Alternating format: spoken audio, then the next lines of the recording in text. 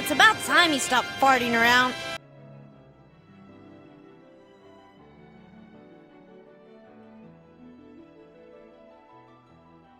You're not working. But okay, my audio is not working. Was not working. Also, Red, my panties. How are you doing? Hope you're doing good. Hope you're doing good. I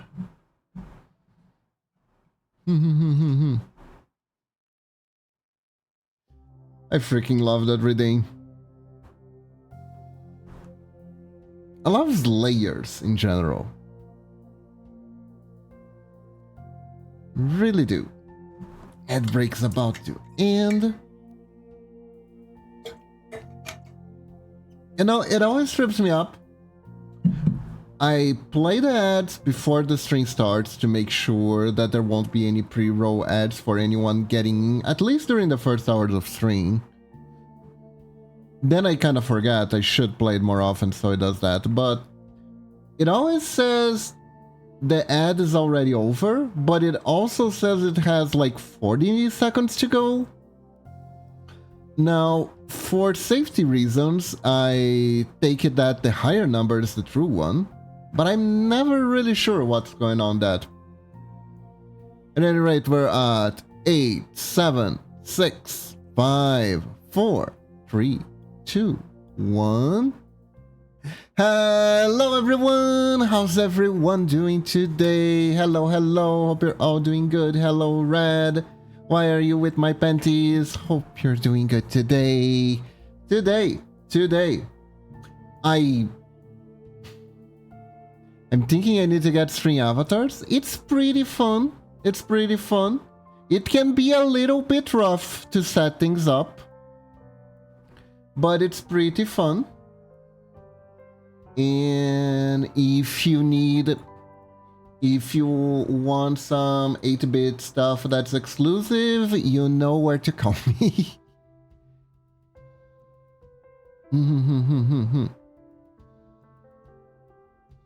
There's a lot of stuff you can do with it. I used to play with it a little bit more when I started.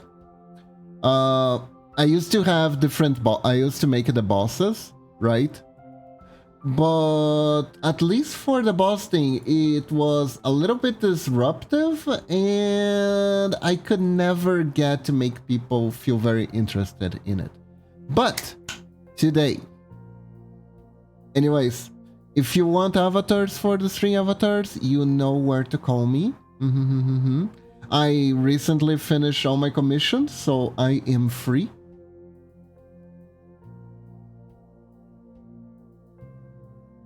I think I can do a random panty gacha with it. Let me see. I need to look at all the options. I know you can at least do gacha stuff with like the boss battles, and I believe you can also do it with the. I believe you can also make unique drops as rewards for the Battle Royale minigame. There's a volley minigame. I don't know how that works. I don't know how the volley minigame works. And I think they added some extra stuff since the last time I messed with it. But other than that, yeah. We need to look into it actually. I do need to look into it. So for today, we will continue with my journey of updating some old ass emotes that are still here, that still have my first design. Today, I wanna update this one, the Shuriken Storm one. I'm actually not entirely sure what I use this one for. If we're being very honest, but it's still a neat looking one, and I think we can do some stuff with it.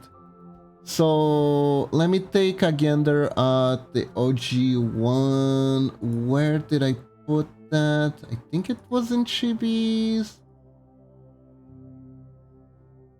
No, these are older.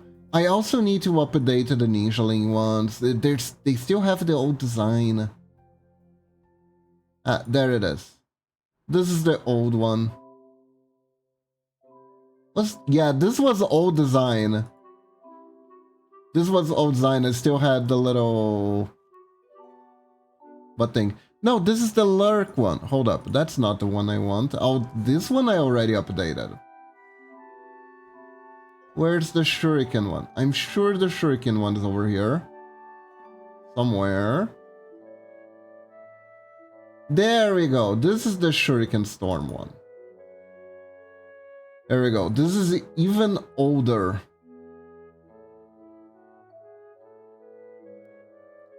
Goddamn, this was like...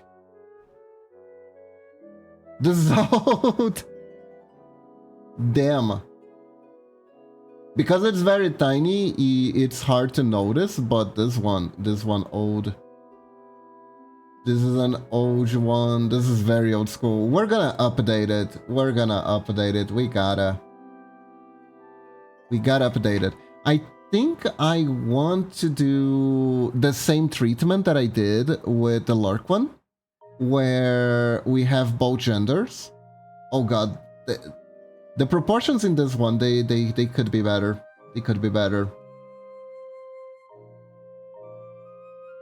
They are not ideal. I am gonna get...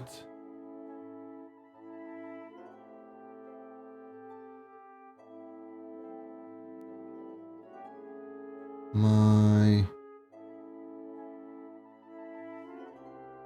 Yeah, this is the safe for work one. Okay. Now guess we just gotta increase the credit card? Oh, that's great, Red. That's good news for you. Yeah. Congrats.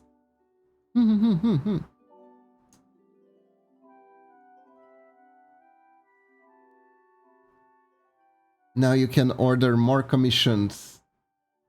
Heck yeah.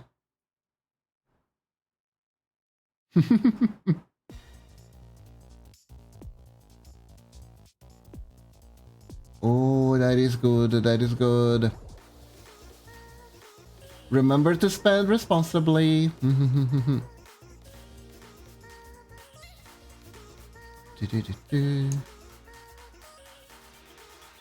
also, I don't know if I said that before, but congratulations on the new model, by the way.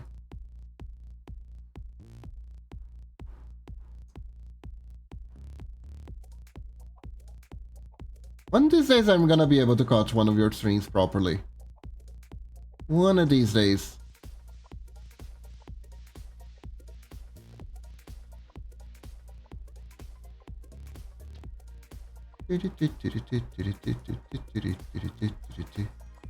Oh, let me think now. We want this bigger. We want this bigger. We want big head.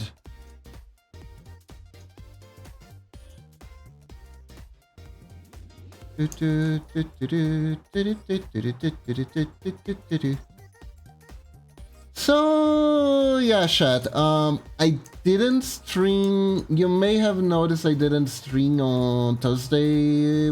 That was Thursday. Today's Thursday or Tuesday. I keep messing these up. Hold up. Thursday. Yeah, today's Thursday. I didn't stream on Tuesday. And the reason I didn't stream on Tuesday was because I underestimated how slick I was. I told that I think I told on Sunday that I had a cold, and I was feeling better on Sunday, so I ended up streaming for 5 hours because I wanted to beat the game. Next con, Red going bleep and bleep and bleep by herself. Ooh. Interesting. I understand perfectly.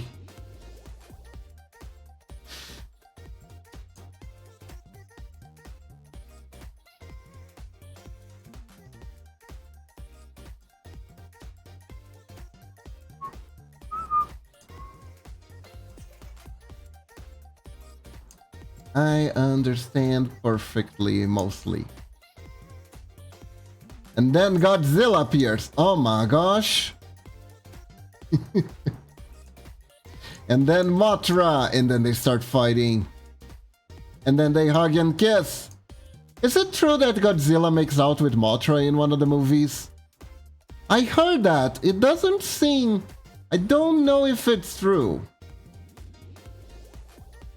I heard that that's a thing. I heard that Godzilla and Mothra have a thing for each other. I don't know if it's true.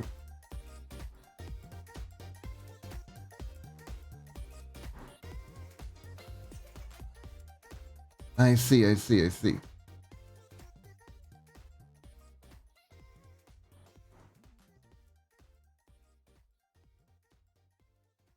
They have a friendship. Ah, they do. Interesting, interesting.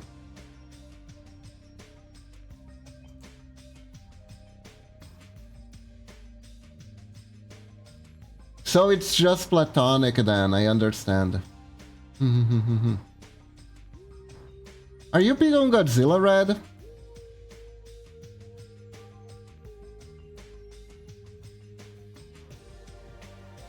I'll hit you with plans maybe. Sure, sure. Anytime, anytime.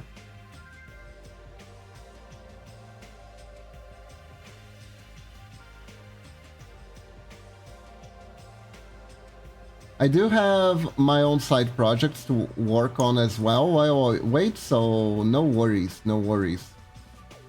And by my side projects, I mean Momochi's. God, I really can't wait to show what I've been working on.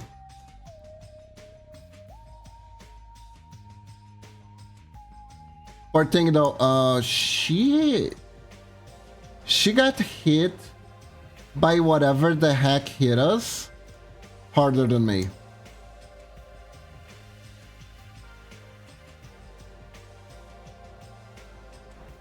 Like, I don't know where I got this, but I'm on antibiotics. I'm on antibiotics. We're both on antibiotics.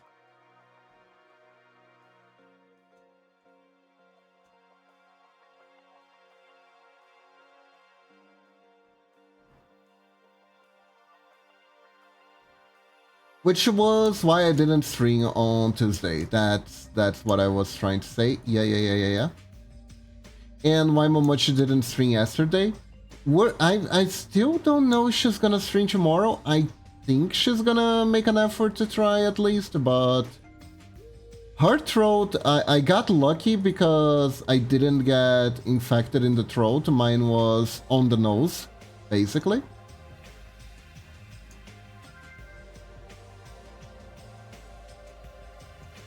But her throat is burning. It's burning.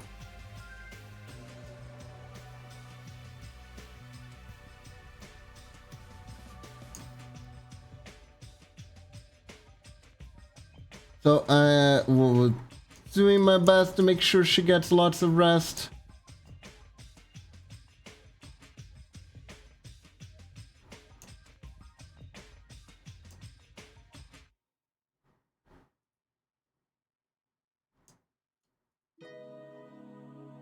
So she's in peak shape for streaming again.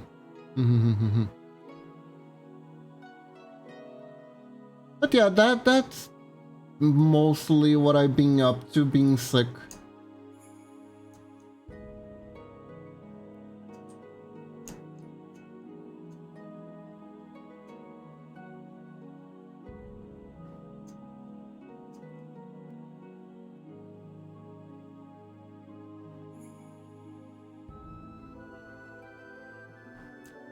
I also was prescribed some cough syrup. The cough syrup makes me feel woozy when I drink it.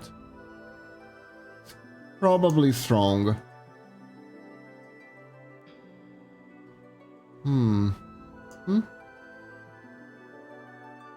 Maybe we could do this more chibi style. Or maybe not.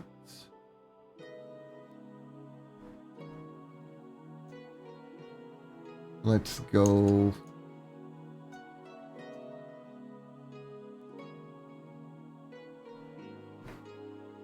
Don't know about these proportions too much.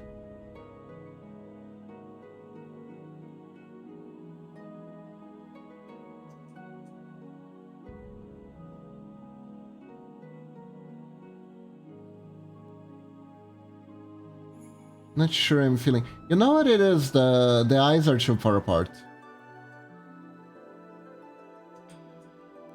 The eyes are too far apart. I think. Yeah. This is better than this.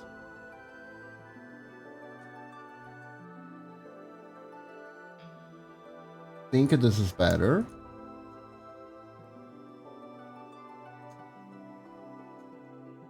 I have been doing a lot of bigger work on bigger sprites lately, so sometimes going back to the smaller one feels a little bit awkward.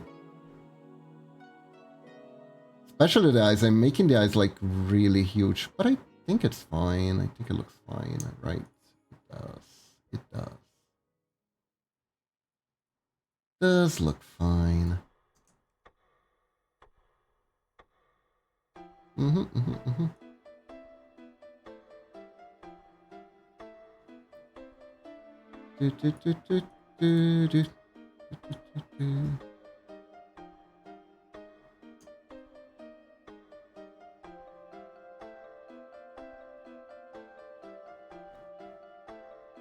Maybe I can make it a little bit more sharp.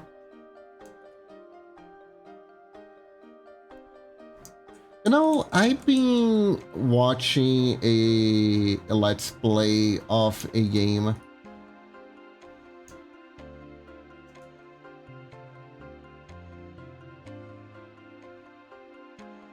that is called Road to Empress. Very amusing game. Very amusing game. I think it was a phone game that got released on Steam as like a full version. It still has like some weird microtransaction stuff in it that doesn't really make a whole lot of sense existing, but you can completely play the game without it. It's more like if you're like really bad at this, you can kinda cheat by paying money, but I don't even know how it's supposed to work. You can essentially pay money to bribe a dog in that. But I don't really see how recruiting the dog's favor helps. Maybe there's a secret dog ending.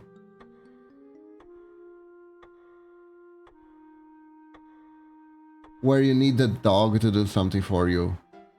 Maybe that's it.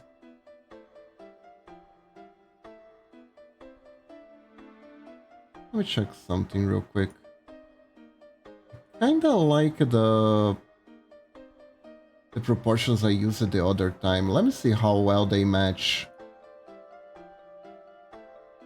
Remote.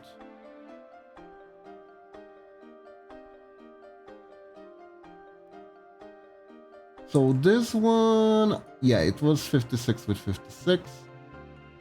Yeah, these aren't even close to each other. Mind you, this is really cute for like a chibi. Don't want to do a chibi, I want to do like this.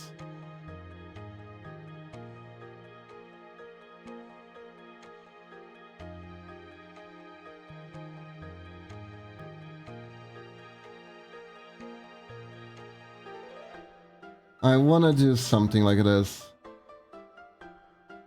How big are their eyes? They're at least as big then. Yeah, no, definitely we can do everything better. Kinda don't wanna miss this head though, but let's restart.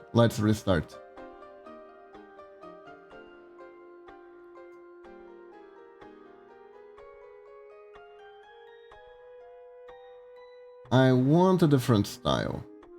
Let's start with the eyes.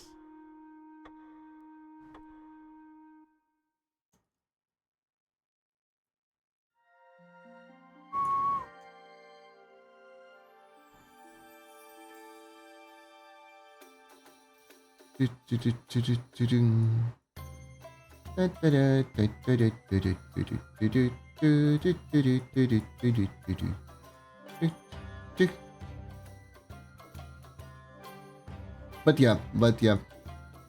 I'm a little bit nervous about this weekend. Honestly, I switched to play more retro games. I feel like, I don't know, I think Twitch made it a little bit easier for my channel to be discovered. I'm not entirely sure. It's been doing alright. But there is a game that I absolutely need to play because I've been gifted it to play on stream forever ago. And I wanna play that game. It's just never been the right time, and I'm starting to feel bad for the person who gifted it to me.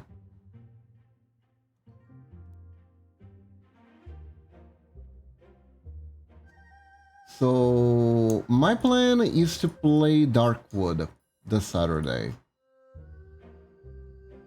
I want to play it at least for one stream.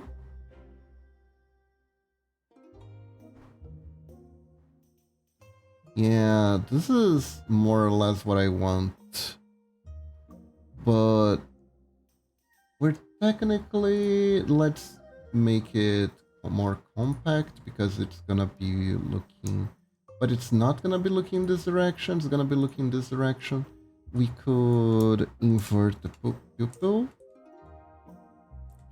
And I can do it like those.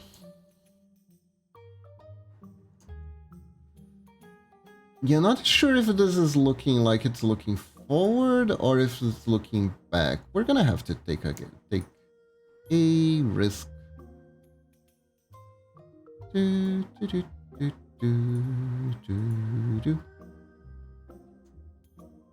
No, thank God that Twitch doesn't have a policy against playing music from Shmentai games. Thank God there's nothing specific about it.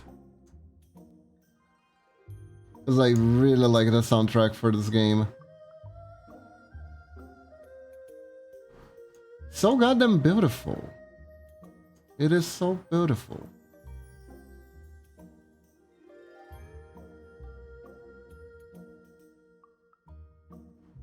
The people who did the soundtrack, they did such a good job. This game was so well designed. Honestly.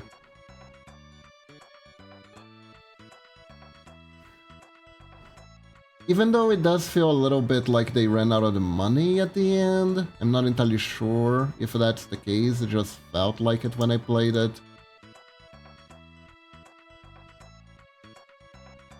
Still, amazing game.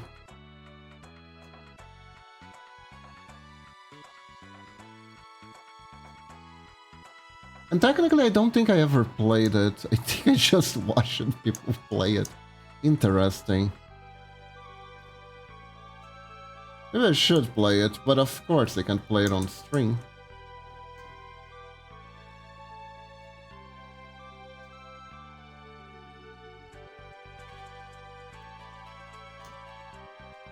Anyways.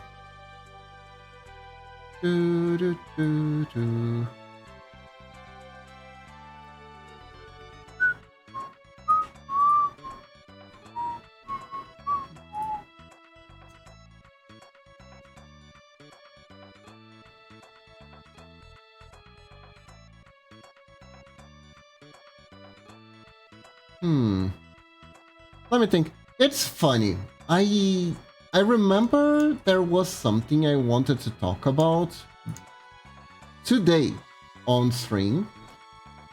But now that I'm actually streaming, I'm drawing blanks. Oh, you know what was funny? Though, Uh, I think the World of Warcraft movie was on TV today. Freaking World of Warcraft movie. Have you guys ever seen that? Have you guys ever seen the World of Warcraft movie?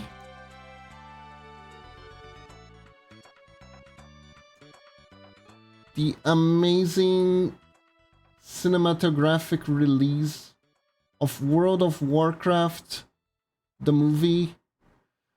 I'm actually curious if they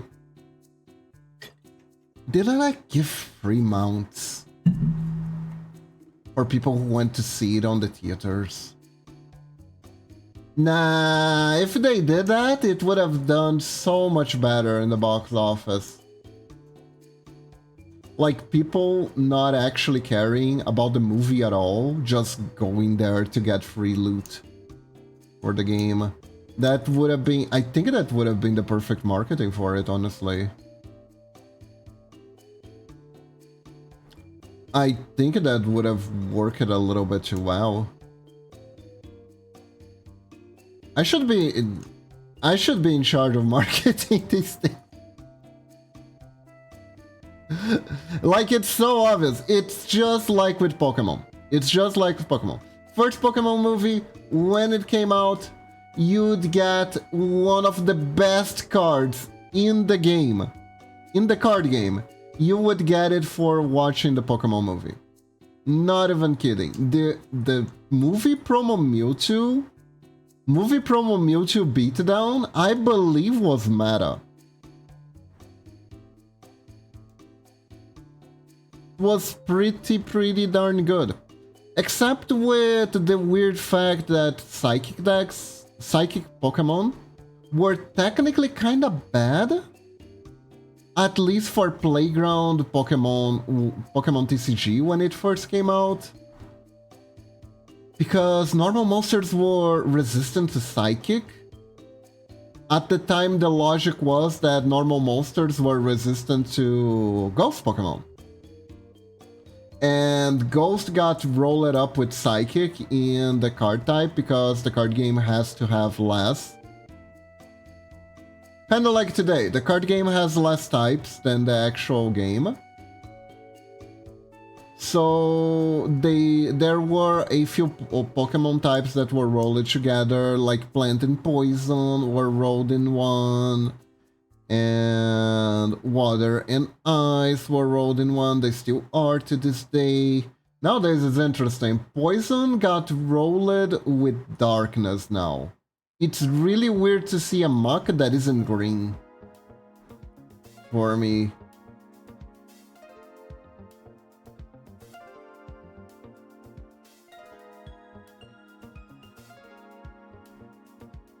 It is interesting to say the least. It is interesting to say the least. But yeah, like, make, I don't know, a saber-tooth tiger that's holding like a bag of popcorn, right? Maybe while you ride it, you get like 3D glasses and a bag of popcorn. And there you go, you got... You will make $1 trillion in box office just because of all the people who play your game wanting the goddamn mount.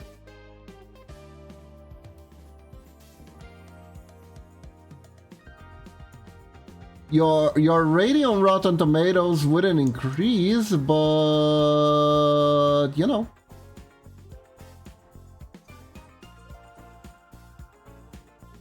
You know.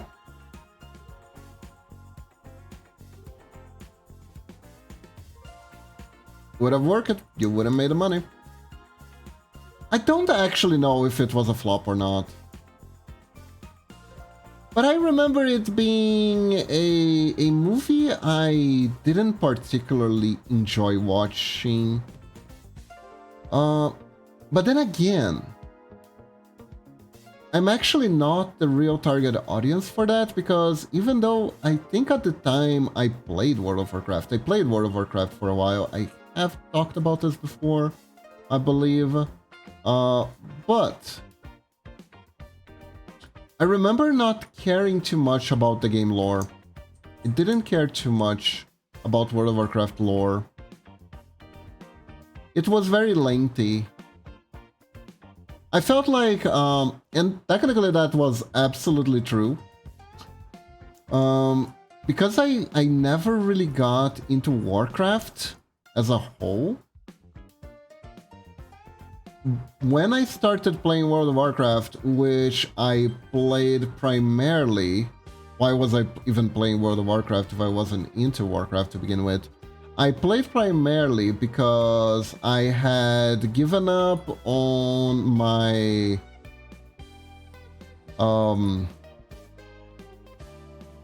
Ragnarok Online addiction, right?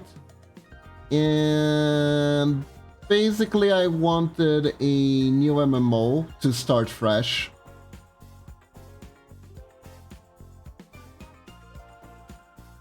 Like, Ragnarok Online was at a point where I just couldn't play the game anymore. And a few people I knew at the time that I was friends with were gonna start playing WoW, and it was interesting. At that time, World of Warcraft was finally becoming accessible in Brazil. They were releasing a I believe they were. I don't know if they were releasing a Brazilian server, but they were doing. They were actually selling the subscriptions in Brazil, which was something they didn't do before.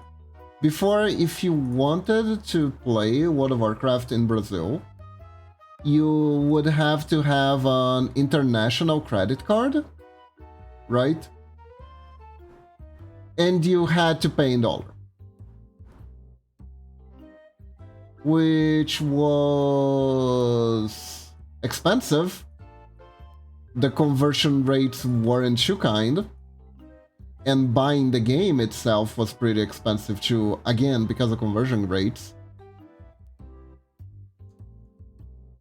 And Ragnarok Online was cheap as fuck. Like, it costed, what, 15 a month?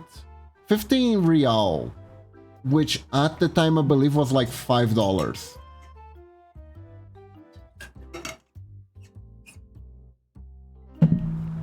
$5 a month to play an MMO.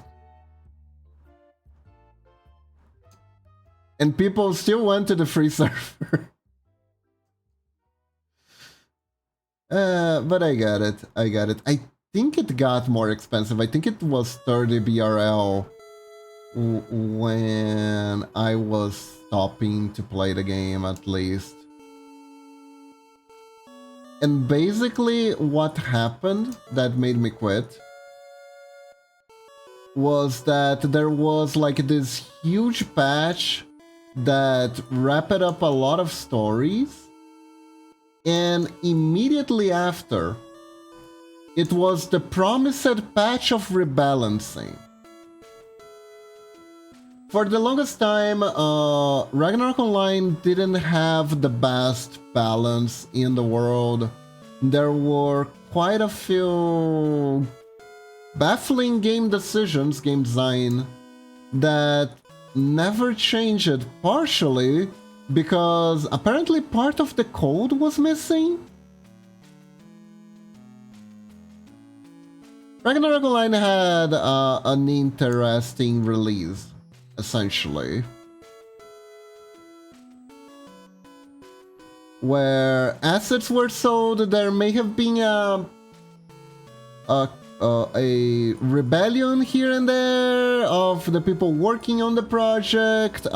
It got passed around a lot, and the source code kinda got lost and then leaked on the internet. So they couldn't use the source code that was leaked because it was too easy to hack the game or something. I don't particularly know that part very well of why they didn't use the source code, but in the source code there was a bunch of features that were missing from the main game, and they could never edit a few things, so they couldn't really add changes to the game. They could add expansions, everything fine, but they couldn't add any core changes to the game because of that. Until that patch dropped. That patch was basically to rectify that. And they changed a few core mechanics, and the game got worse because of it, unfortunately. And this isn't just me being an old fogey about it. Like, one of the main changes that they did is that they increased the max level cap, and in order to accommodate that, they made how the status scaling worked worse. So there could be more room for levels, because the game literally would break after you reached 99 on certain stats. Strength had like a... It's the opposite of linear. It's like a progressive expansion. Basically, the more strength you have, the more... Still not working, huh? I'm not working? Hey, Tammy. Wait, it's supposed to be working. Hold up. I swear it was working the other day. Let me get that real quick. It says it's connected to Twitch. Weird. Ragnarok Online. Ragnarok Online.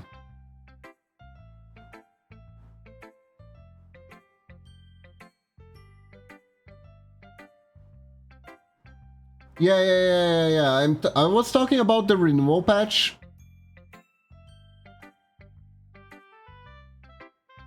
The patch that changed everything.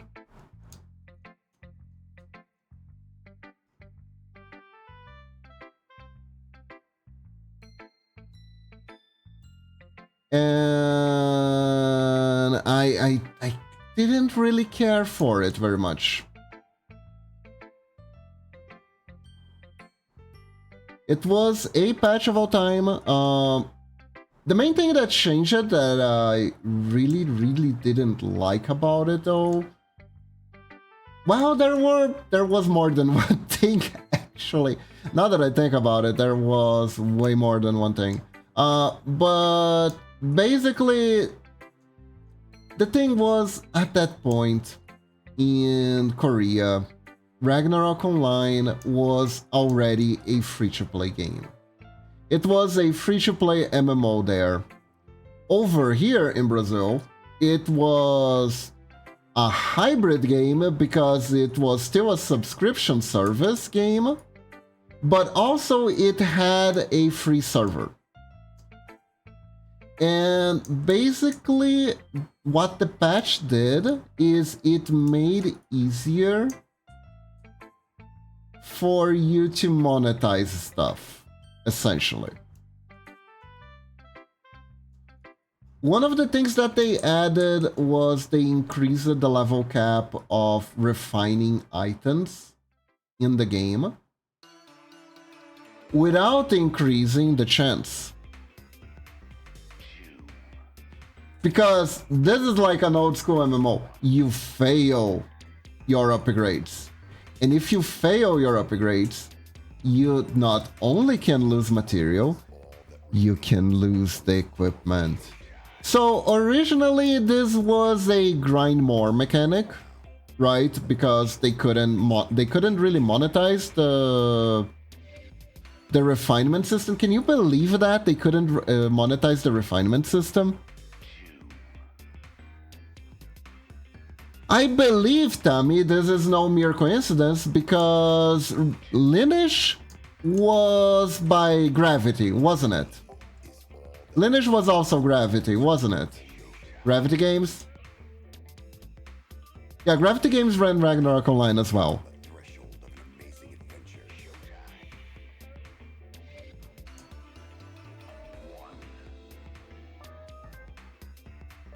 I don't know, it's been ages. That is fair. That is fair. Max Enchant was 20? Yeah. Originally, Ragnarok Online was also... The max was 10, but only for like level 2 gear. Then they increased it to 20, and I believe they increased it to 20 any gear. But they didn't increase the odds of success. So I think in order to get your equipment from 19 to 20, just from 19 to 20, I'm not counting the ladder that you had to climb through to get there. It was something around 0.001%, something like that. But guess what they added to the cash shop? Guess what they added to the cash shop? They added more blessed orichalcons. But they didn't lineage though, they made a separate enchant scroll that had 100% chance. How nice! That was very kind of them. See, in Ragnarok Online, all they did was sell these items that had increased chance of success and would also prevent your item from breaking if it failed. So you were still paying, but you were paying to Gamba essentially. There was no way to buy a guarantee level up increase. Which is wild.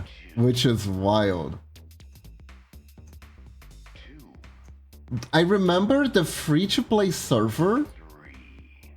The monetization was so predatory that they removed the drop rate for the rarest drops in the game, which were the cards, which were basically an enchantment system that was very much required to play the game at the end game at a high level.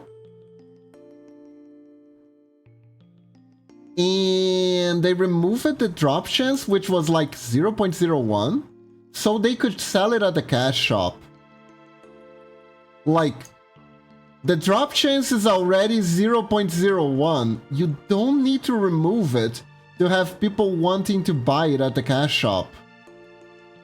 You really didn't need that. They did it anyways, just to make sure.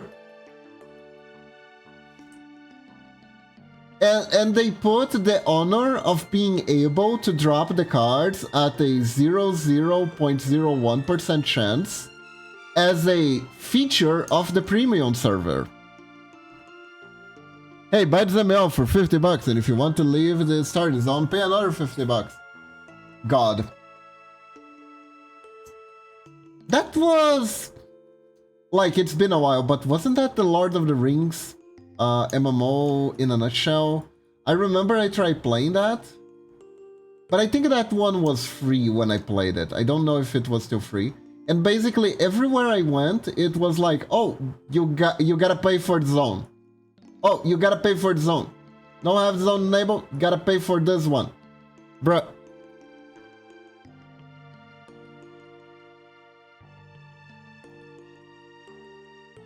Isn't that Wizard? Wizard 101 did that too. Wizard 101 did that too. I never played Wizard 101, but I saw Josh, the Josh Strife review of it. Yeah. Both of them did that. I think theoretically you could proceed with the game without paying for the zones. They were considered bonus, extra, or whatever. I played it when it was free for a month. Definitely not worth playing to play it. MMOs are complicated, I'll be very real. Like, truth be told, I think I'm past my MMO age, honestly. Or maybe Ragnarok Online broke me too. That, honestly, if you told me that that was the reason why I can't get into MMOs anymore, I wouldn't be able to refute that. But like, I don't know, I just don't I don't quite feel the call of the siren anymore, you know? The call of adventure, if you will. I did my time, I played one of the grandest MMOs out there. One off, not saying it's the one, it's probably not. I'm pretty sure Ragnarok Online is like baby stuff compared to, I don't know, old RuneScape perhaps, something like that. But it's still notable that Ragnarok Online is a game where in order to sit, you have to level up your character first.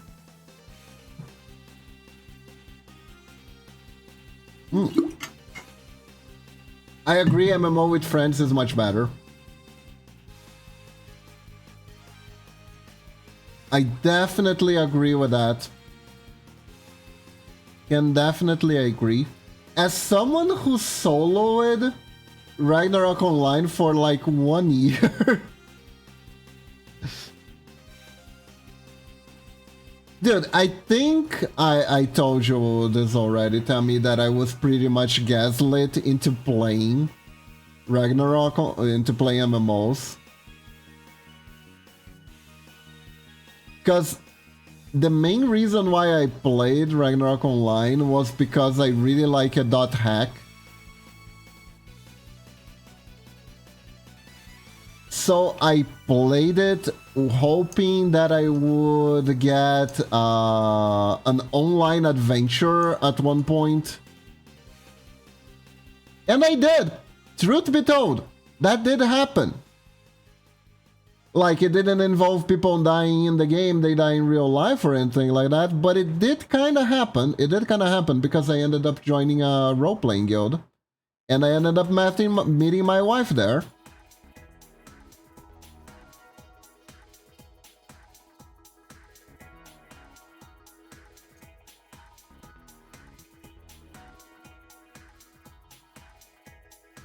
So honestly, something good came out of it? It did, absolutely, absolutely. But God, like, that expansion made her hate the game so much. And for, like, Momochi, I love Momochi with all my heart. She absolutely is the kind of player. She is absolutely a role player. She's absolutely. Momochi isn't holding me hostage. She isn't even with me on the office today. She is sick, poor thing. So I told her to go to bed early today. It's fine, don't worry about it. Also, I'm not gonna diss her. I'm just gonna say, like, there was a time we played card games together, and also the time we played you know, Ragnarok Online together. I see, wish her get well soon. Don't worry, we're both medicated, we should be fine, it's just a matter of recovering sooner than later. But we're gonna get there.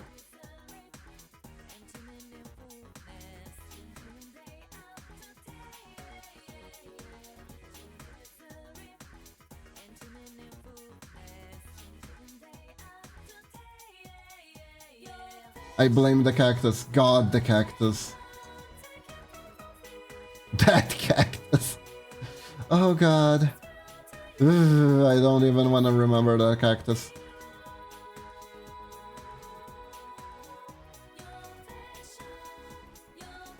But the main reason Momochi hated that expansion was because that expansion brought with a lot of new things. It brought the third classes, which meant her class got an evolution. And the issue with her class getting an evolution was that she absolutely hated the sprite. She hated the sprite with a burning passion. She hated it so much. She hated it so much. She like had one class that she actually enjoyed playing. She didn't want to play with any other class. The class was kinda stinky. Overall. Not because it wasn't good, but because it was good for dumb reasons. Her favorite class was Sage. And Sage kept becoming a bait and switch when it came to what it could do. But at least the Rebirth class, I guess the best way to call it, the Rebirth class of Sage had like a really neat sprite. It was like very kinda like this elegant lady with like a fox thing around her neck, and it was called Professor. It was very fancy. She really dug the sprite. In character, her little fox thing was actually alive. It was Akuda Kitsune. So it was all good. It was all good. She didn't like the first version too much because it was like she used to be bothered by by excessive bikini design at the time.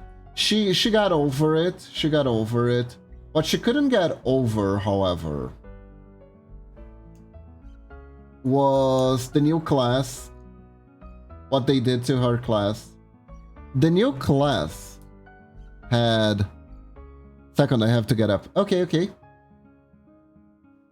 Oh god, oh god. Hold up. Maybe I need... Actually, this needs... Third class... Stage. This actually requires me to show... It's better to just show...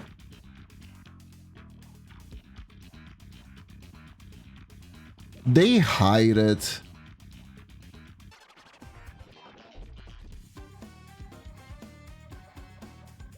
God, you know what the problem with looking for these artworks is?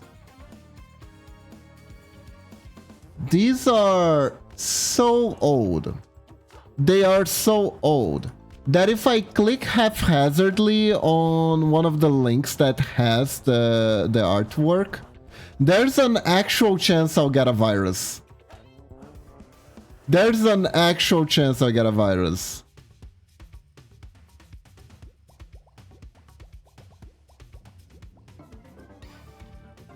God, I'm getting results from Facebook. I'm getting results from freaking Facebook. Hold up. Sorcerer. Ah, there we go. Okay, we got one from Pinterest, finally. Finally, a safe place. There we go. Let me show you the character design.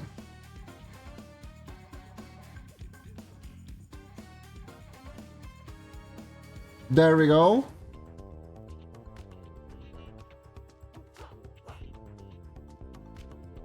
This is the class character design. As you... So, first things first, why did Momochi hate this? For starters, she is actually not... I hope she's wearing panties. I'm not entirely sure this is fully TOS, but please pretend she's wearing panties. So... The clothes are partially transparent. This is essentially squiggly lines on her sleeve thing. So... In the sprite, it looked like ketchup. And this thing like here looking like look like period marks. Hello Tammy, this is the sorcerer. This is why Momochi hated the patch notes. Random feathers. Squiggly line that kind of looks like ketchup on the sides. Transparent for no reason.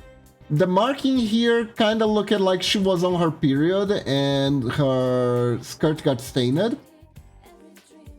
And yeah, though I believe those were the reasons Momochi didn't like that.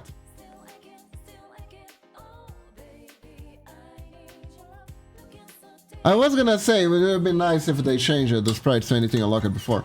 So here's kind of what they did.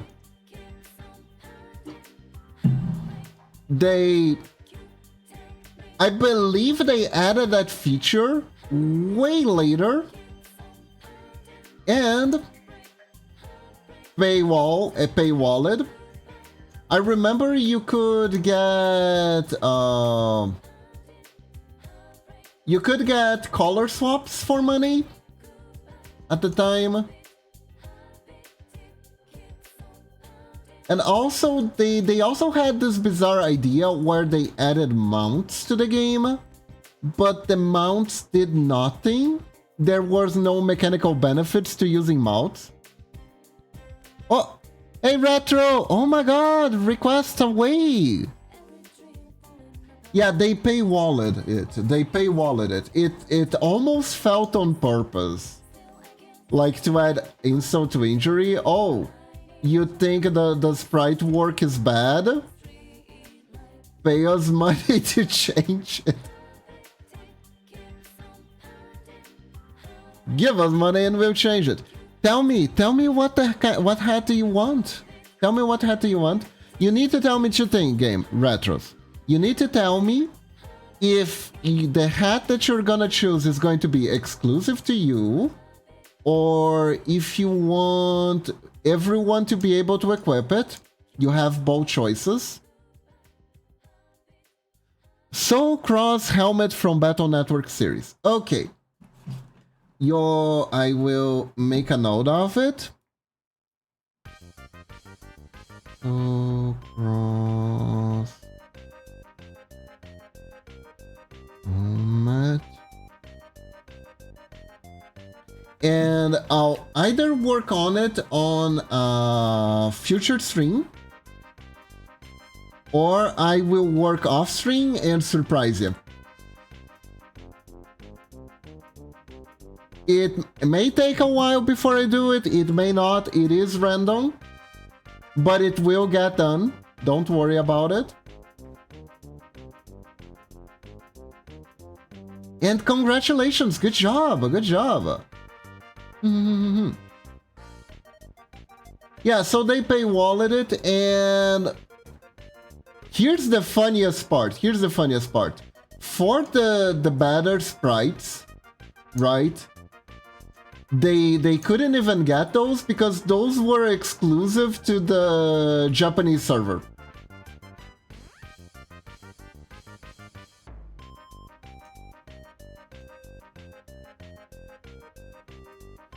They couldn't even get the rights for the better sprite work. Because it was exclusive to the Japanese server, and Japanese Ragnarok Online is a completely different game from everywhere else Ragnarok Online.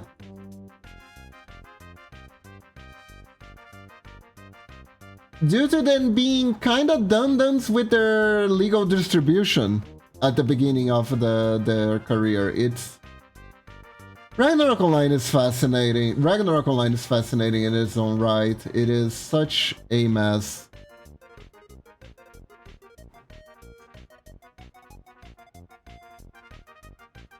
Japanese lawyers knew Kung Fu back then. If we're going by stereotypes, Losh, then I believe the Korean ones should know Taekwondo, especially the Gravity ones, since they actually included a Taekwondo fighting class in Ragnarok Online. Hey Zor, welcome to the stream! I mean, the class was a mess, but it was there.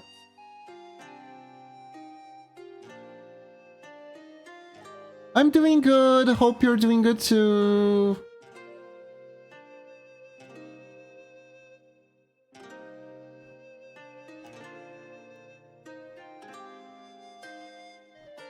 Still coughing? Oh no, Momochi has coughs too. I got lucky, all I got is plugged nose.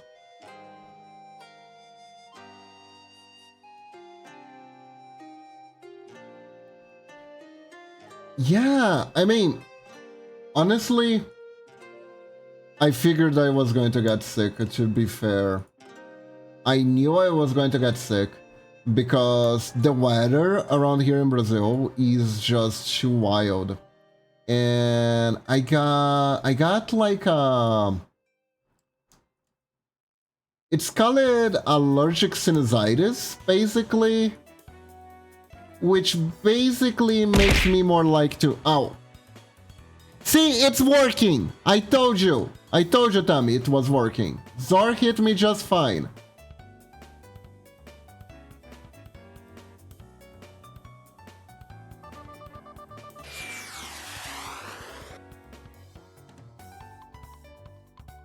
That was just unfortunate.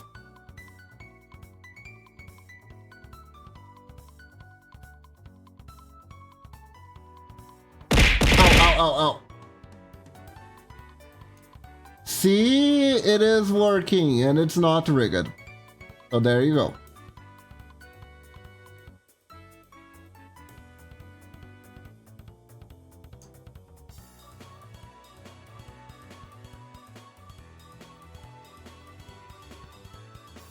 Yeah, but I didn't like fix it at all. So I don't know. Do you think the ghost in the machine just decided to work?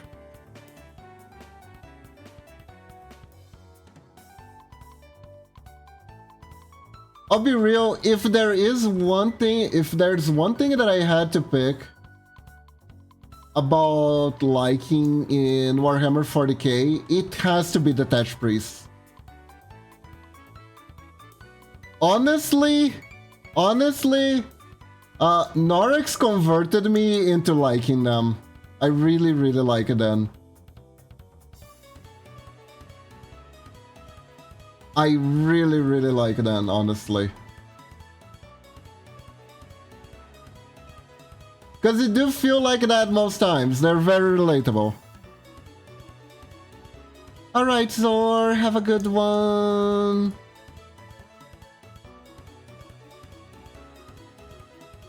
Hope you have a nice relaxing time. So yeah, so Momochi hated how her class looked. And also, it didn't help that it was also asked to play.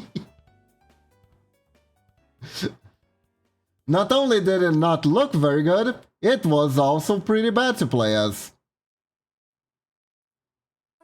It was pretty ass. Now, why was her class asked to play? Well, because it didn't freaking work. Oh, I'm doing good, Retro. I'm doing good. I mean, I was sick. I'm feeling a little bit better. Still gotta take antibiotics for like 10 days. It is very much a necessity. Because you don't play with antibiotics. If you start taking them, you need to take them all the way.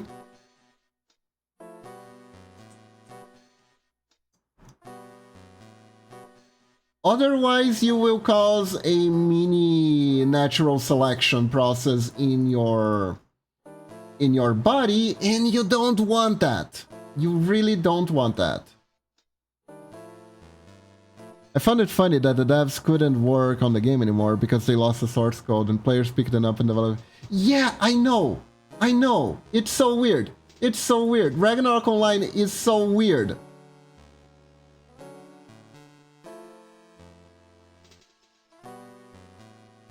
Don't worry, Retros. I'm already getting better. Right now, the thing that's knocking me down the most is the actual medicine over anything else.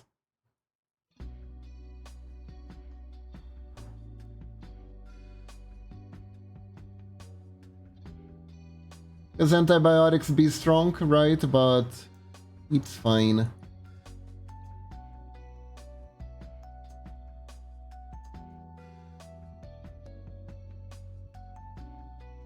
But I'm good, I'm good. By the way, chat, we all know basic biology here. You all know why you should never get off your get off antibiotics before the time that is prescribed by the doctor, right?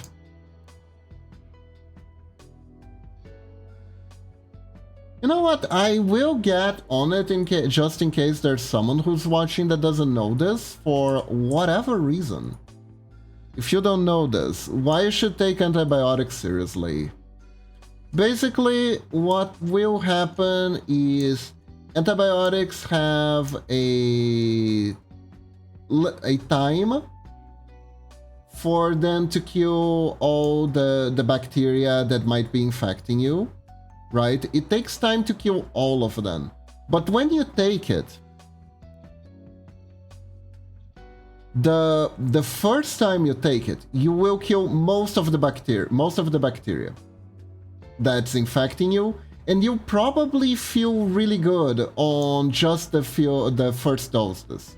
Now, this is the point where a lot of people will stop taking, because antibiotics can sometimes have some nasty side effects, right? It may upset your stomach a lot, it might make you feel a little bit drowsy. Because of like these reasons, people might feel inclined to stop taking their antibiotics early. Now, the reason why you don't do that is because if you stop taking your antibiotics early, you will not kill all the bacteria that are in your body. You will kill most of the bacteria that are in your body, but the bacteria that's more resistant to the antibiotics that wasn't killed early will start to reproduce. Because that bacteria that reproduced inside your body is more resistant to the antibiotic, now technically you will need a larger dosage to eradicate that population of bacteria.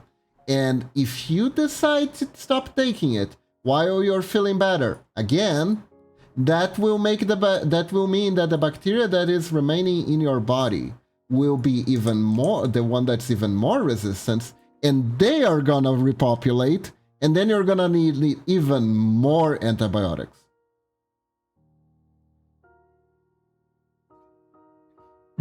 If you take it fully, the bacteria that is more resistant will be in a lesser number, and it will be taken care by the antibiotics normally in the allotted time, and your disease won't get worse because of it. So that is the reason why when you start taking antibiotics, you should respect the allotted time that your doctor prescribes it to you. Which in my case is 10 days.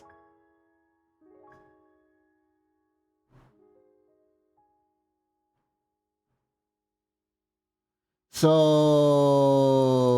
don't ever say that this purple wolf never taught you anything important.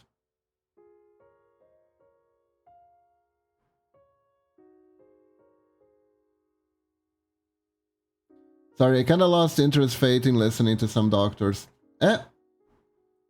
I mean, but if you take antibiotics, you still need to at least follow the thing in the instructions, right? Because antibiotics are like a basic stuff, right? Antibiotics have been around forever, and they always work like this.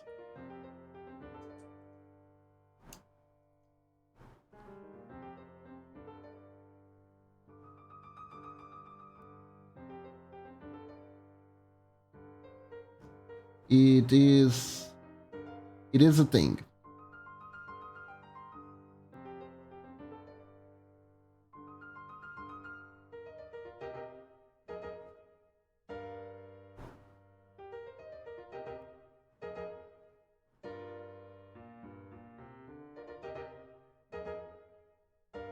So here's more or less what I want.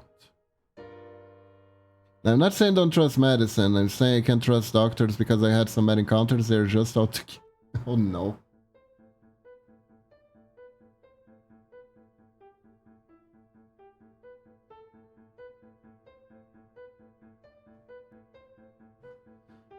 Honestly, there are... I don't think there's anything more dangerous than a bad doctor, I will agree, but...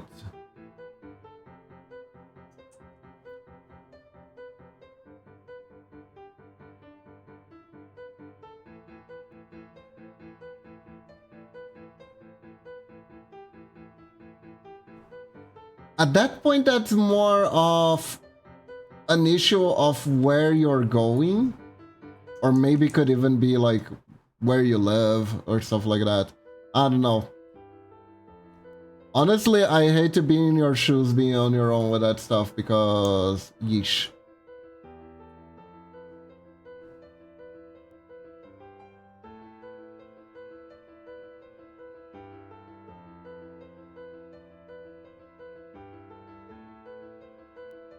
My head had psoriasis and I took it into the options. The doctor recommended a cream to use and we told her that it doesn't work. We tried it before. Oh no.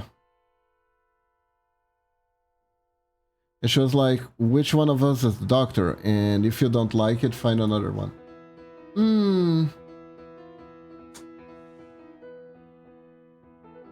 Yeah, no, You see, Tommy, you should listen to her and find another doctor. Oh, that is like ego activation 101. Oof.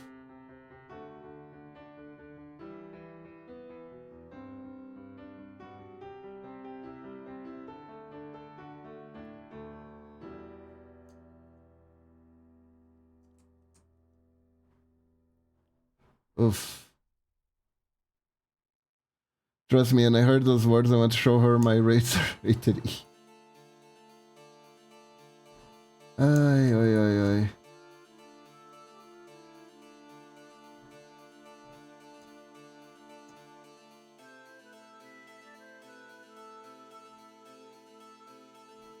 Yeah, like second opinions are important. That's why getting a second opinion is important too.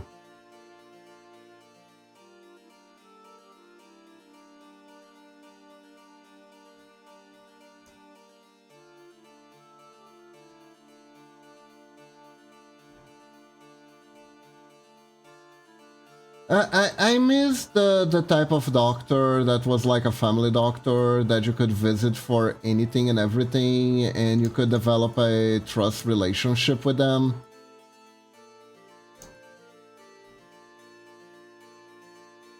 I feel like those only exist for women nowadays here in Brazil and they're gynecologists.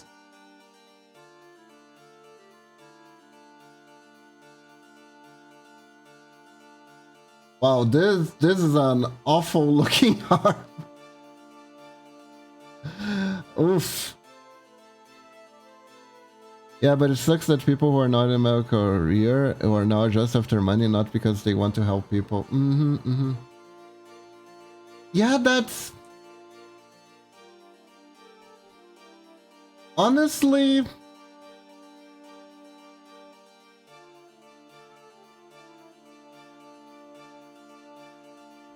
It's whack, because... I mean, I do think that there have been, honestly, there at least in my country, right? We have accounts of doctors who are like this in our literature since the 1900s or something like that, since the early 1900s. The problem with doctors is that it's a profession that has a lot of prestige to it, right? Just saying that you're a doctor equals that you're smart to a lot of people. It equals that you're smart to a lot of people. So it does bring in people who are there for the prestige or getting paid. Yes, doctors get paid a lot, but there's also an ego to it, right? If I'm a doctor, it means I'm better than other people, kind of situation going on. So there are people who who absolutely will gravitate toward medicine school for the wrong reasons.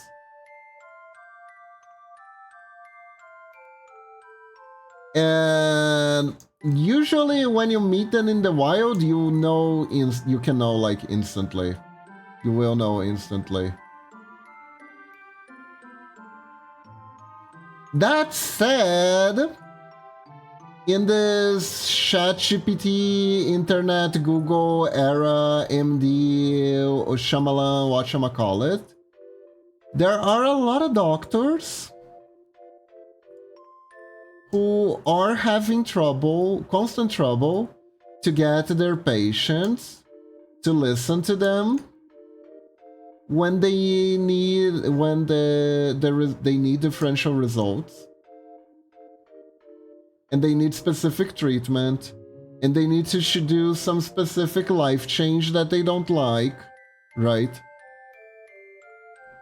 And these patients do make it very hard for them to help each other. So there is a very good chance that even though that doctor was rude as fuck, she might have been on a very bad day. She could have been on a very bad day where she got second guessed by some kid telling her that that's not what ChatGPT said for me to do. ChatGPT told me to bleach my anus with the sun. Right?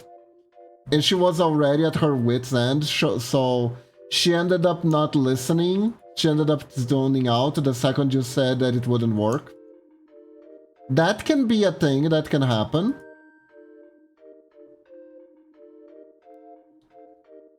Doesn't mean it's justifiable. It doesn't mean it's like an excuse. But it is like a reason. It is like a reason for why that could happen. You know what I mean?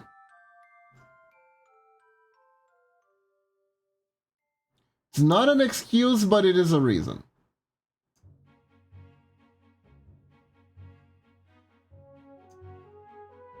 People have off days, and we need to remember that we have off days too. But at any rate, this is why you get second opinions. If you feel like your doctor is being a bit iffy,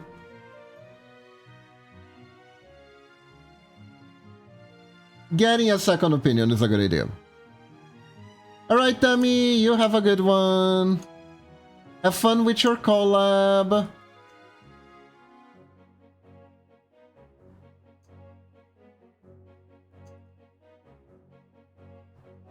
And thank you for dropping by.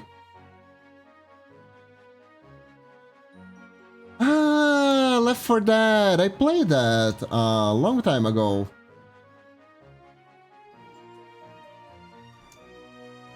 I had to be carried. I couldn't really move that much.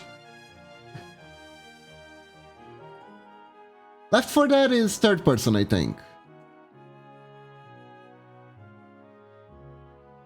was a little bit intense for me. I'm not very good at shooters in general. Left 4 Dead's first? Oh, I'm thinking of the other one, I think.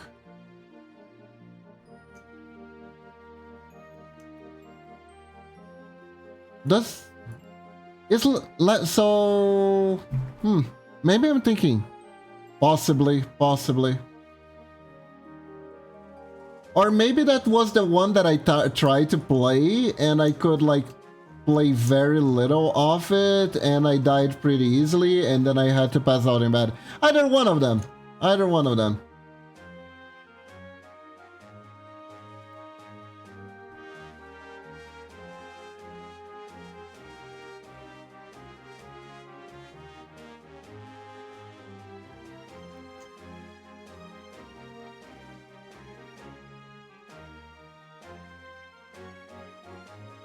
Anyways, have fun, Tammy. Have fun. Go shoot some zombies.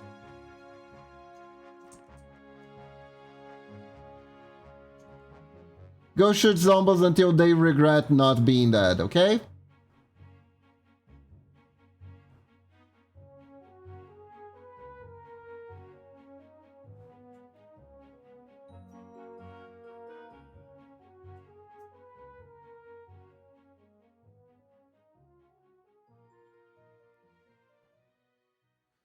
I think I wanna make the posture a little bit more dramatic.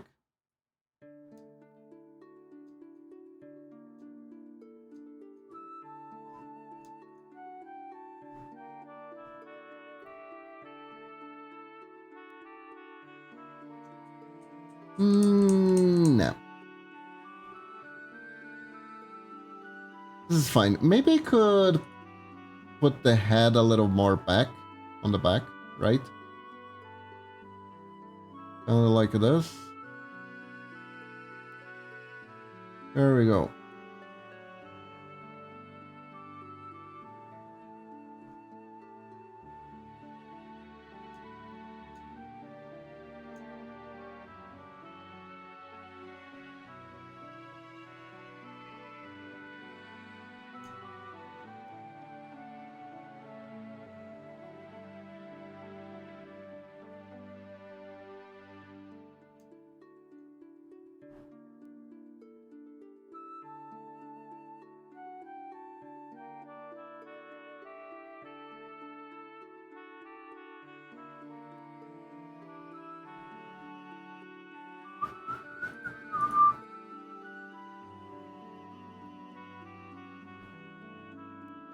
So yeah, but regardless of asshole doctors or not, please, if you're taking antibiotics, they take until the end of treatment. Take it until the treatment ends. Don't stop early because you're already feeling better, so that means you don't have to take it anymore. You still have to take it, and even though you're feeling okay. It is important.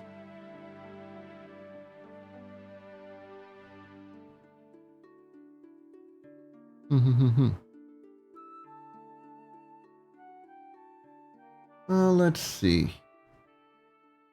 What else was I talking about? Oh, yeah. Ragnarok Online. Ragnarok Online was...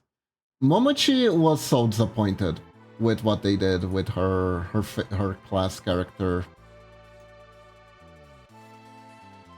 Basically, they did something that was unforgivable to her. They made fan service that she considered tasteless. As much she likes fan service, but she likes fan service that is in her idea of good taste. So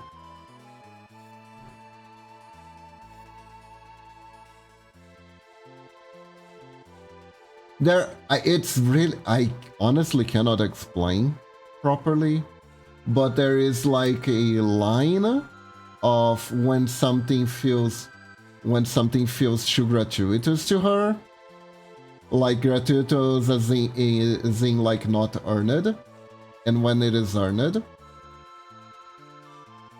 and she believes that fan service is a art of its own.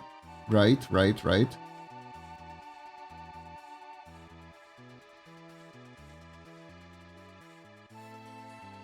So she is very picky about her fan service, and she wasn't too keen on just like being thrown in with like the cheapest version of it, I guess is the best way. Let me check something here real quick. Right. This hand is the hand that has the armband. Okay. So for this one, I am gonna need this.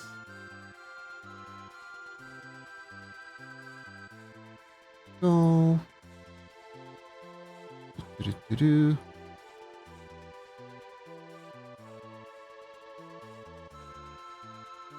Like, I think over the years she actually lightened up quite a bit about fan service, a lot. Especially because she started to enjoy it more with Azure Lane. God, it was so funny. One day, I remember one day, Momochi came out to me out of the blue, and she was like, Iba, I like Azure Lane a lot, but it's very fan service. I am worried that I am objectifying women.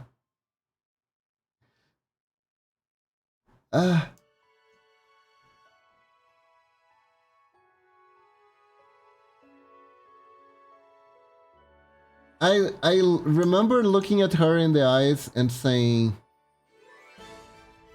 girl, love of my life, you're playing a game where ships become waifus, ships turn into human waifus. I don't think you're objectifying women. I'm thinking you're doing the opposite. I think you're humanizing objects. Because you're technically humanizing the ships, right? She was like, oh, okay, I feel better about this right now. And then she went back with her game with hyper jiggle physics.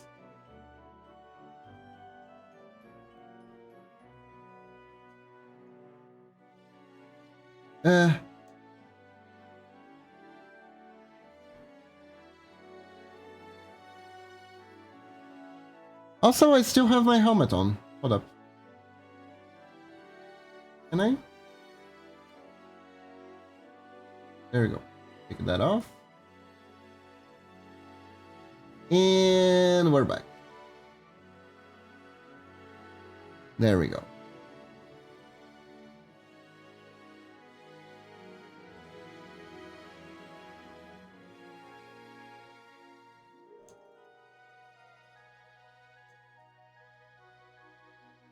Here we go.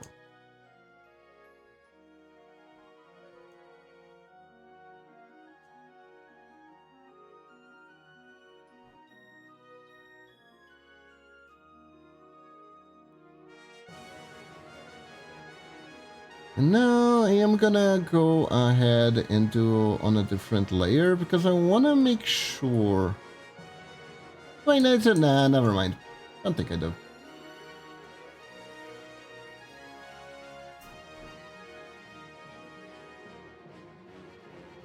Right.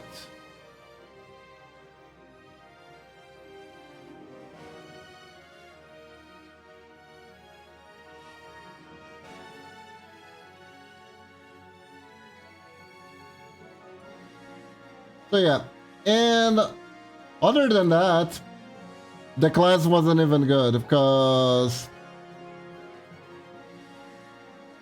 at the game that when that patch came out, the game was broken.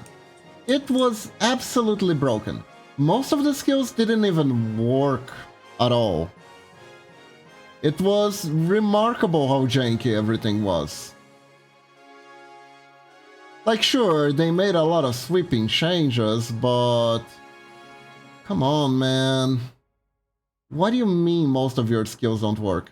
Like, for instance, one of the big features of the evolution of her class was that the sorcerer was a summoner.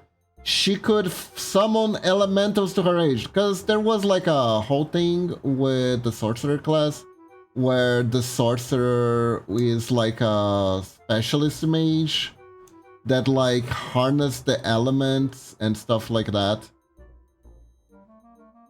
So the key idea behind that was that you could they mastered the elements so much that they could summon elementals to help them, right? Which was something that the wizard class couldn't do.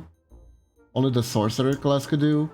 Problem was, the AI didn't work for the summons, which honestly was kind of expected, right? Because there was another class that could summon companions that was called that were the alchemists. They could summon homunculi, and the homunculi didn't work either. But the thing was, the homunculi had a special interface where you could edit the AI to work. So basically, if you were an alchemist player, you had to also be a programmer. You also had to dabble into programming, because you had to pretty much set the AI from scratch for it to work, which is remarkably janky. But you know, it was the age of forums. People would just share their AI scripts with each other, and it was fine. Right? It was even like encouraged by Gravity themselves. They had, I think it was called the Lua system or something like that you could use to edit and stuff like that. So that was a fix for the problem. It was supposed to be a temporary fix, but they kind of just let it ride, right? So when the summons came out, they didn't have that edit system, and the AI was incredibly buggy. Like, it would randomly decide to not work at all. It would just not work. It would be like you summon the Dingoes, it was supposed to follow you and give you buffs, and it didn't. It would like randomly attack one enemy and then stop entirely. By the way, as it was the case with every like other skill in the game at that point, you needed items, in this case rather rare expensive items, in order to use these summons. You needed them. So when the AI bugged, the only thing you could do to reset it was to unsummon and resummon. The summons were supposed to last half an hour, and the price of the skill was kind of based around that. So you were taking a financial resource loss whenever that happened. And as I said, the cash shop would even sell these items too, so you could actually spend real money on skills that wouldn't work, which is a great look for your game, let me tell you. People were so happy with that. They just wanted more. They were like, oh my god, this game is working too well. Please, Gravity, give us some more bugs.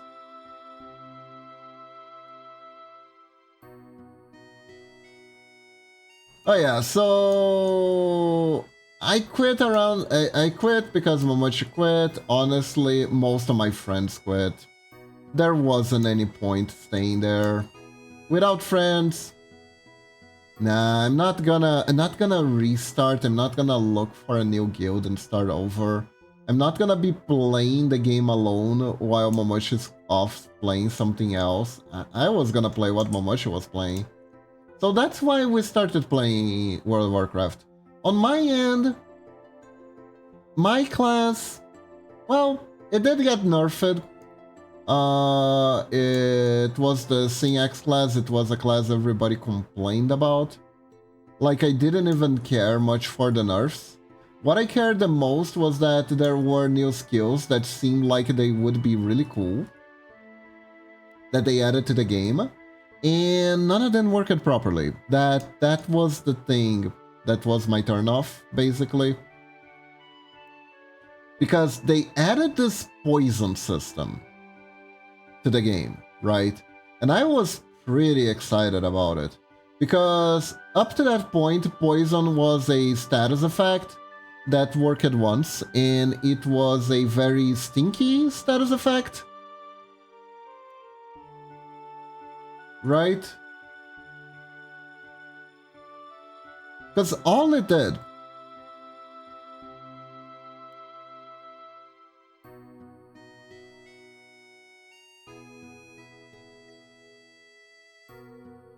all the status effect did back then was that it dealt like 1% damage, 1% of your HP as damage.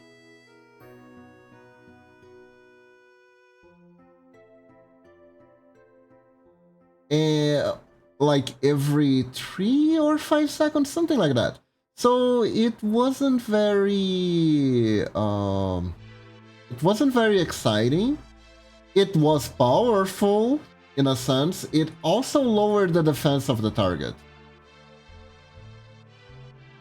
So it had its uses. It was also very easy to become completely immune to that. A lot of enemies were completely immune to that, but that's neither here nor there. It wasn't something that made me happy that like it was like a huge part of the class and there were a bunch of ways to just be completely immune to it, right? But it was part of the lore, and the Synax became OP because basically they made a poison skill that wasn't actually poison based. It was just a power boost.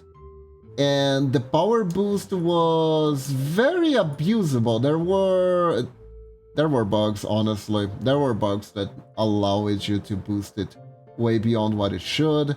And then there were actually skills that buffed it even further. So it did end up becoming a sort of a balance issue. Like, there were other classes that could one-shot people, but not many of them could do it from stealth. So I get it. I get it's annoying, but at the same time, the class name is Assassin. And isn't it technically doing exactly what it's supposed to be doing? I was very torn on that. I was very torn on that because at the same time, I could understand why people complained about it. And yet, there was so much hatred. There was so much bitterness that I didn't want it fixed just, just to spite these people.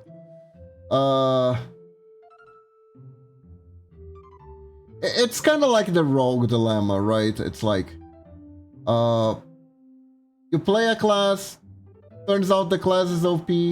Now everyone says you're brainless for playing the class, even though you picked it for completely different reasons. It's gonna be hard to empathize at that point. right?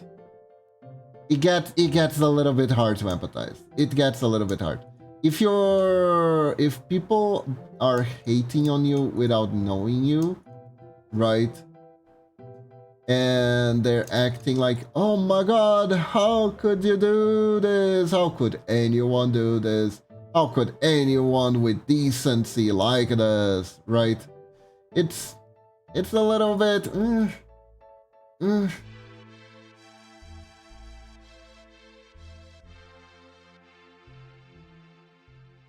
It gets a little bit hard. It gets a little bit hard. I understand.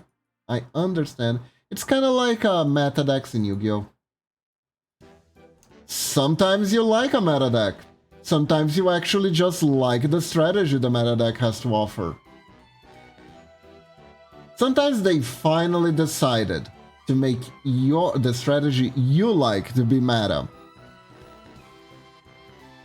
But everyone's going to complain about the meta, like the people who play the meta are the worst human beings in history, and that all they care about is winning.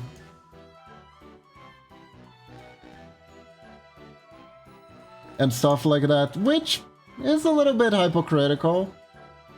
Not gonna lie. I'm not gonna say I never did that before either. It's one of those things you kinda huff on copy on a little bit too hard and you end up with that. Because it's like... Oh, I'm getting my ass beaten by these Kashtira players, but their deck is lame. They're not actually having fun like I am. I'm having all the fun over here playing Dark Magician. They don't have fun playing their strategy. Only I have fun playing my strategy. That is like some grade A Calpion, because let's be real, you're not having fun. If you were having fun, you wouldn't be complaining that much, would you? And I huffed at Calpion before. Huffed it plenty of times.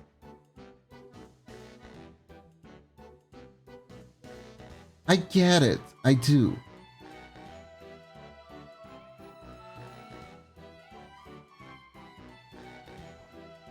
But like, yes, I do actually think that Labyrinth is fun. Sorry for being born like this, but this is the way I am. Anyways.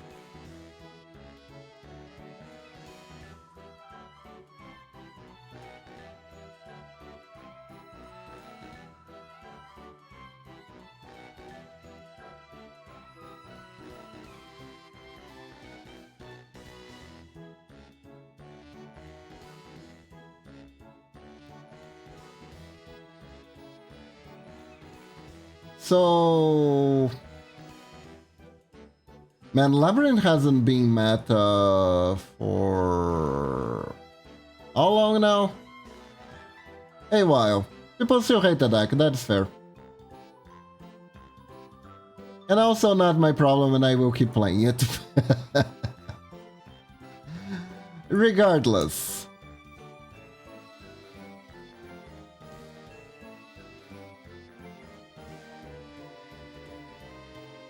Playing Yu-Gi-Oh! And having fun is a very, very unique task at the moment. The game is like such a zero-sum. It's such a zero-sum game, unfortunately. If you want to play the game, that is like one of the things you're gonna have to get used to. It's that it's gonna be fun for you when you're doing your thing. It's not gonna be fun for them. And I do think that the time it takes for the combos compounds on that.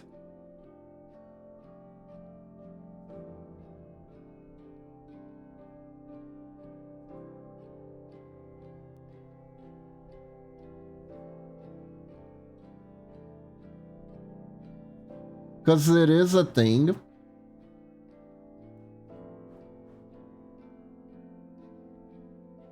Where, at least at the moment, I don't know why card design... Actually, I do. I do because Momochi actually shook me and was like, Kiba, how can you not know? You know why. This is why. She literally slapped me awake to why the card game design is the way it is. Because the other day I was complaining. I was like, no, I don't understand why they keep doing this. There's...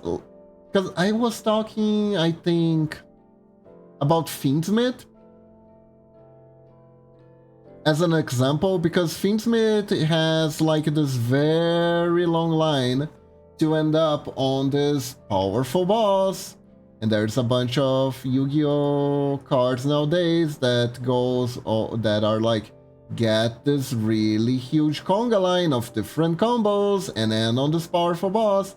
And I was like complaining, I was like, why don't they just print the strong boss and make the path to it shorter, so at least it doesn't take as long for us to get there?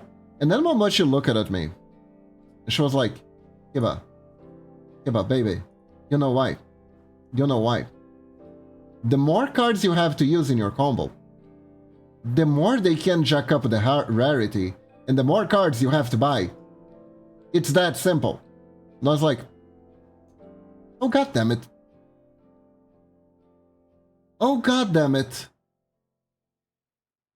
That is why, isn't it?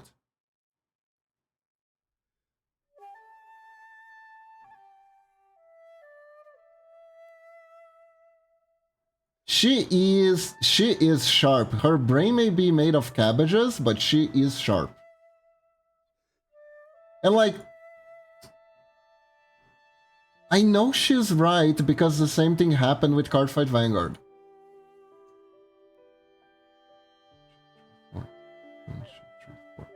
Basically, there was an era that was the Stride era,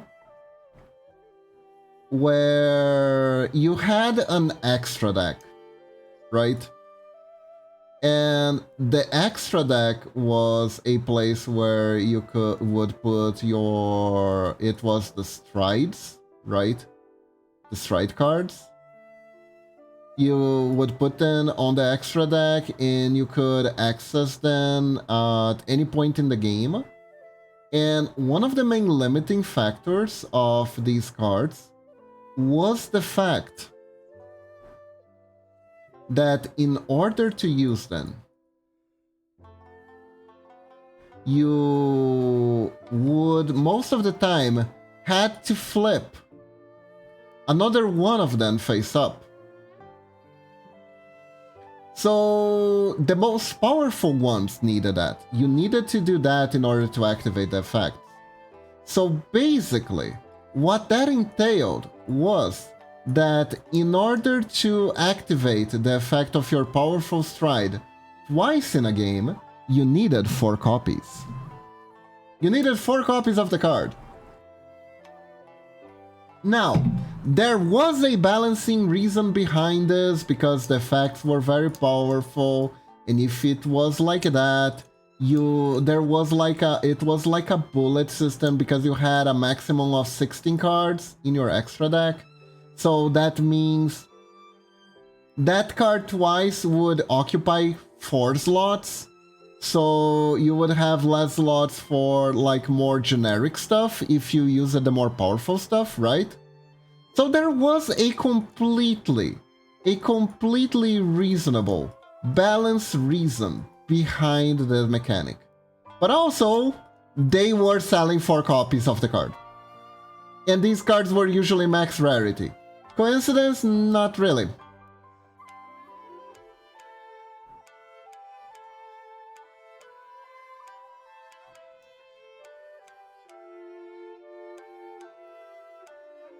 That's not a coincidence, hon.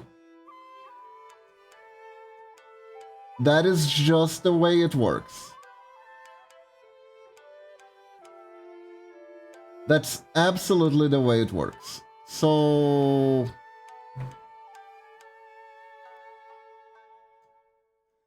yeah,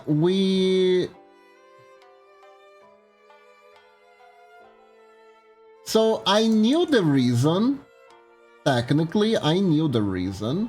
I just didn't add it up until Momochi told me.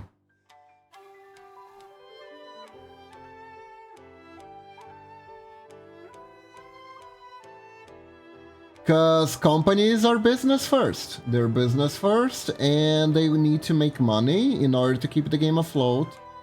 Unfortunately, not everything is gonna be made. Gonna be tailor-made for you or your taste.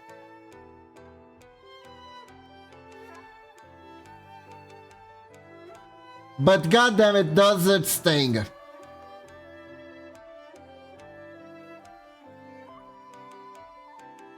It freaking stings when I do this sort of stuff.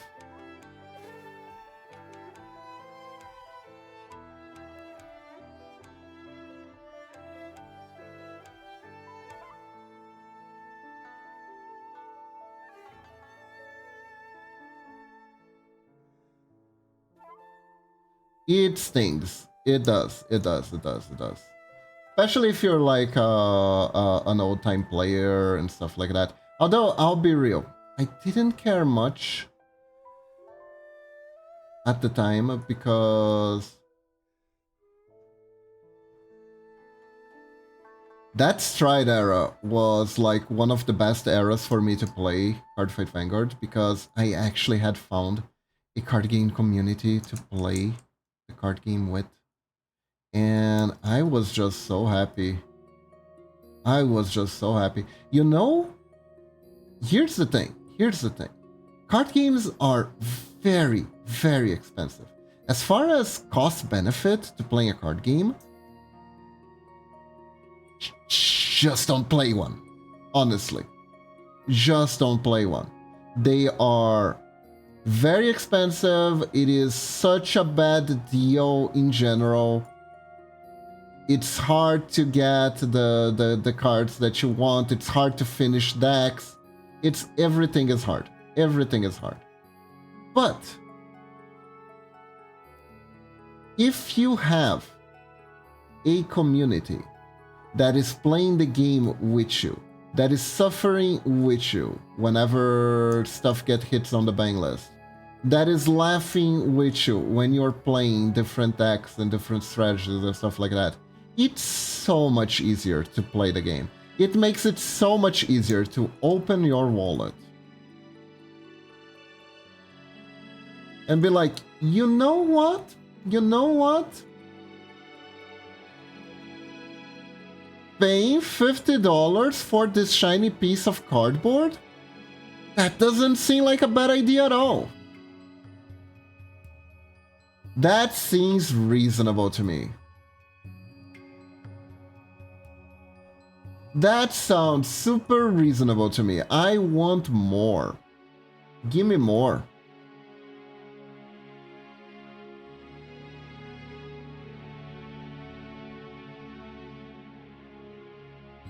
Because you're not just playing, you're not just paying for cardboard. You are paying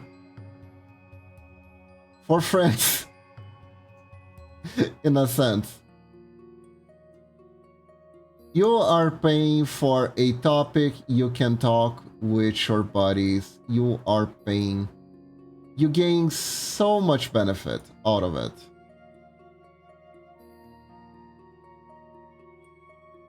You don't even realize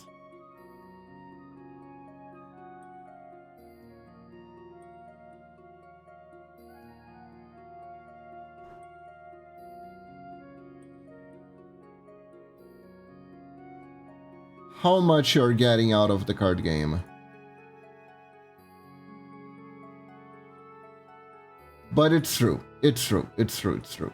It's like I know this is it's gonna be paradoxical of me to say this, but it is actually a social lubricant. I know people who play card games don't exactly have a sociable stereotype attached to them,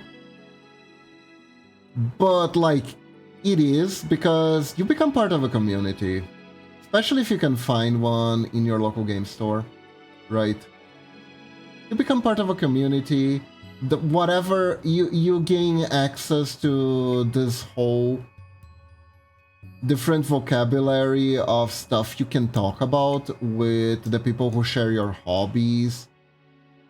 You get to discuss things, like even when things are going bad, you get to discuss things going bad with other people, right?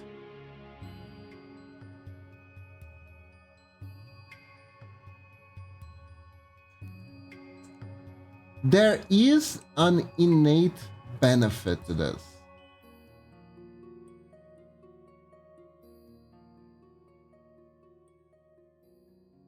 Nice, nice, nice.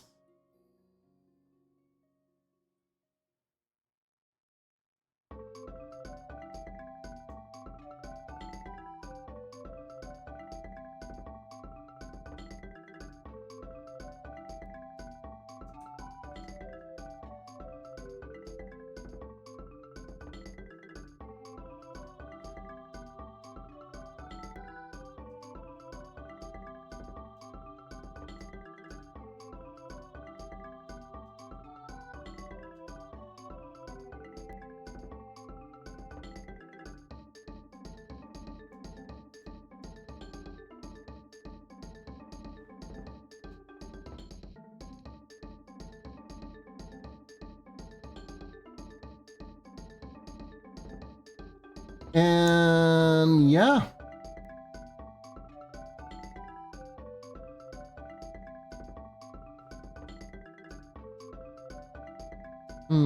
Is this too much of a crazy change? Yeah, it kinda is. It kinda is. It would have been cool. I don't have the frames to make this work like this.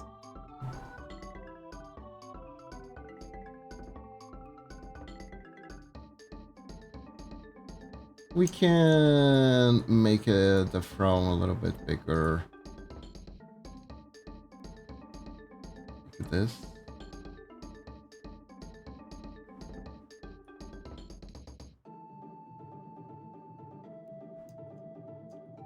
Maybe do a little bit like this to emphasize. Yeah, that works, that works.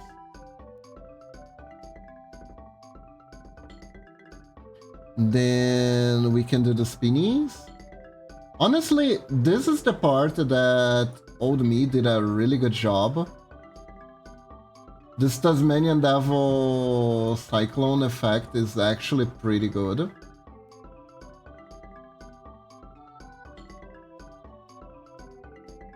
I haven't done anything like this in a while. Let's see. Can I redo it properly?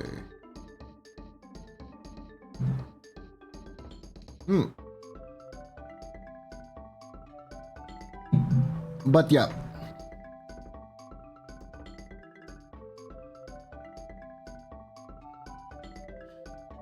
Card games, when you have a group of people to enjoy them, they are fun. And it's also one of the reasons why people have a, let's say, tendency to be overprotective with their card games. This is an unfortunate side effect. A lot of people are somewhat tribal with their card games. Partially, there are a few reasons for that. One of the big ones, I feel, one of the ways that people can be tribalist with their card games is they may not particularly like the fact that you're not playing their card game. They may be like, oh, you're playing Yu-Gi-Oh! You lame-o, you should be playing Magic. You know, that kind of stuff? That kind of stuff was the more common situations that I would get, especially growing up. And there was a time that both card games were affordable and I could actually play them. God, I miss that. But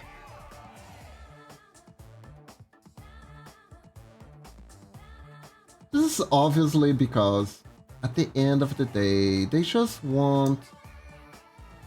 They want more people enjoying their card games so they have people to trade and play with. That is fair feeling. It's... You're still kind of a jerk, but I get why you're being a jerk at least.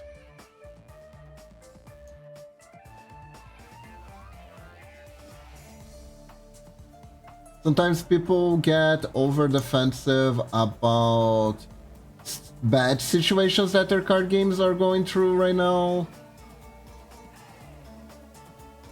That one is also very self-explanatory. People who do that are usually... Because like, every card game is a little bit shitty. Okay? Like, card games are games that need constant revision and update in order to continue being fun, right? That's just an inherent truth of card games. All card games are kinda shitty a little bit. Not because of any one thing wrong with the card game. They're just always on life support. It's always like... Because at the end of the day, you like to explore things. That is why. That is the reason. People like to explore new things in card games, and if like new collections don't come out, for instance, the card game becomes stale. Now, you can have a card game with the most amazing mechanic that you've ever seen in your life. Oh my gosh, it's so elegant, it's so well designed. You don't give it any more boosters, and at best you're gonna get a handful of people who play it like a retro format in between whatever the hell they're actually playing. Right? My understanding is that the myriad of different Digimon card games that exist in Japan follow this suit. The card game had many incarnations. People really dig most of them. People still play the older versions with the older cards. But at the end of the day, they're gonna buy the new card game, the new Digimon card game, because that one is the one that's currently getting updated. That's how it works. It's just how it works. That's fine.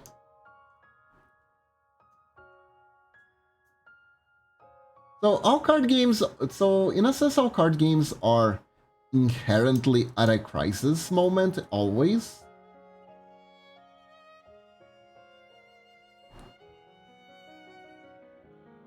Because what if they like screw up another collection? Am I gonna have nothing to play, to play? You know that kind of stuff. Card gamers get really antsy about this. I'm one of them. I should know. I should know.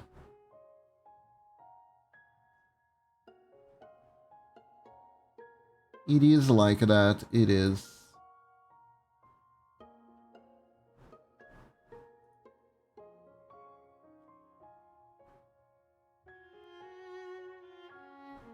It also really goes really fast from the game is doomed to the game is saved, to the point where it's kind of funny. Oh my god, this format is so bad. Oh my god, the band saved the game. Oh my god, new collection came out and the format is bad again. It's so fast. It happened so fast. It happened so fast.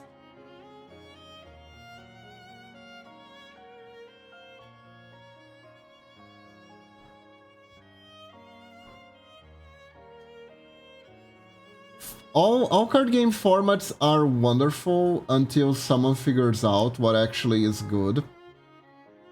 Then it stops being good because everyone is playing the same thing. So there's no longer room for experimentation. Someone solved it. It's so sad. It's so sad.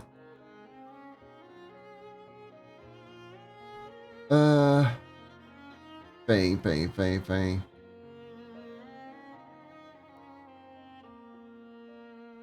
It's been happening with Yu-Gi-Oh over and over. It's gonna happen with everything. It probably will happen to Digimon TCG. It probably will happen to One Piece TCG. It's gonna happen to every TCG, particularly because every TCG inches towards being Yu-Gi-Oh. That is my Yu-Gi-Oh entropy theory. Every card game will eventually become Yu-Gi-Oh.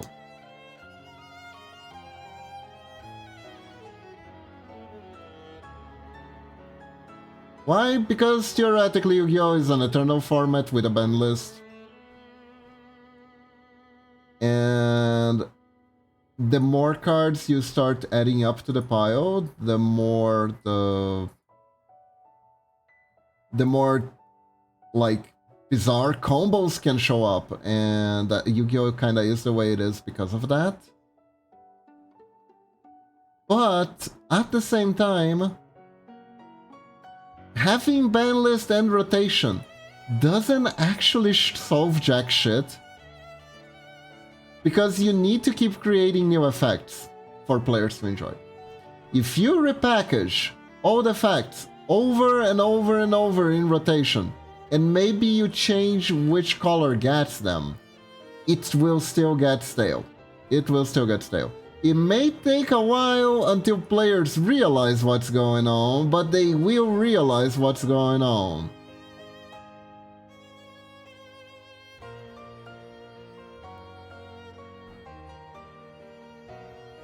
And what's even worse, because they caught on what's going on, they will cut on what's supposed to be good, easier, and faster. And because that happens, formats will be solved more and more quickly. So you gotta come up with new stuff. But if you come up with new stuff, right, you're gonna have to outdo the old stuff. And that's where power creep comes in. And that's where power creep comes in. That's where design creep comes in. Like, Yu-Gi-Oh! Already has to do that. Yu-Gi-Oh! Power creep is out of bounds because you can't fix the power level at all. There is pretty much nothing you can do to fix the power level. Unless you like ban every single card.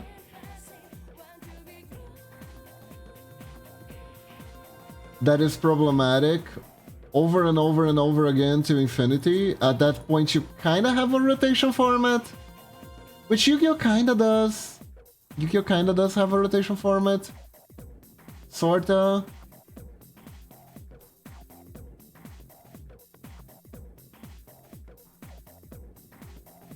But not really. But like, I think like one good example of rotation but still power creep is how the Pokemon TCG HP pool keeps increasing. The HP keeps getting higher and higher the more they release new stuff. It's just the way it is. It's just the way it is, unfortunately. It doesn't really matter, oddly enough. Even though the HP pool is pretty high, most Pokemon are still getting either one-shotted or two-shotted. And usually if you're two-shotting, your deck is considered kinda meh. Unless you have like some powerful utility behind that. Like, yes, I can't one-shot, but I'm spreading damage. In fact, some of these damage spread decks are like meta and stuff like that. I keep a little bit in touch with Pokemon TCG metas and stuff like that. Apparently, Marnie Snarl something, Green Snarl was meta, and that deck like did less damage than average. But it also sniped the bench very well, so it was powerful because of that. There was Dragapult, which technically did less damage than average, but also snapped the band at some very key numbers for its time. I think it's still good, actually. It will probably be good until it rotates out, ironically.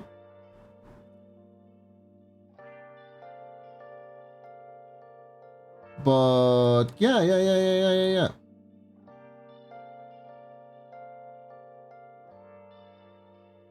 Just because you can one-shot stuff doesn't mean you're the best deck. But, by golly, does it sure help. Does it sure help. What was my point? Oh yeah. The HP pool keeps getting larger, while the damage the Pokemon causes keep getting bigger. It's a kind of power creep, but it's kind of a fox power creep at the same time, if that makes sense. It's kind of funny, because at the end of the day,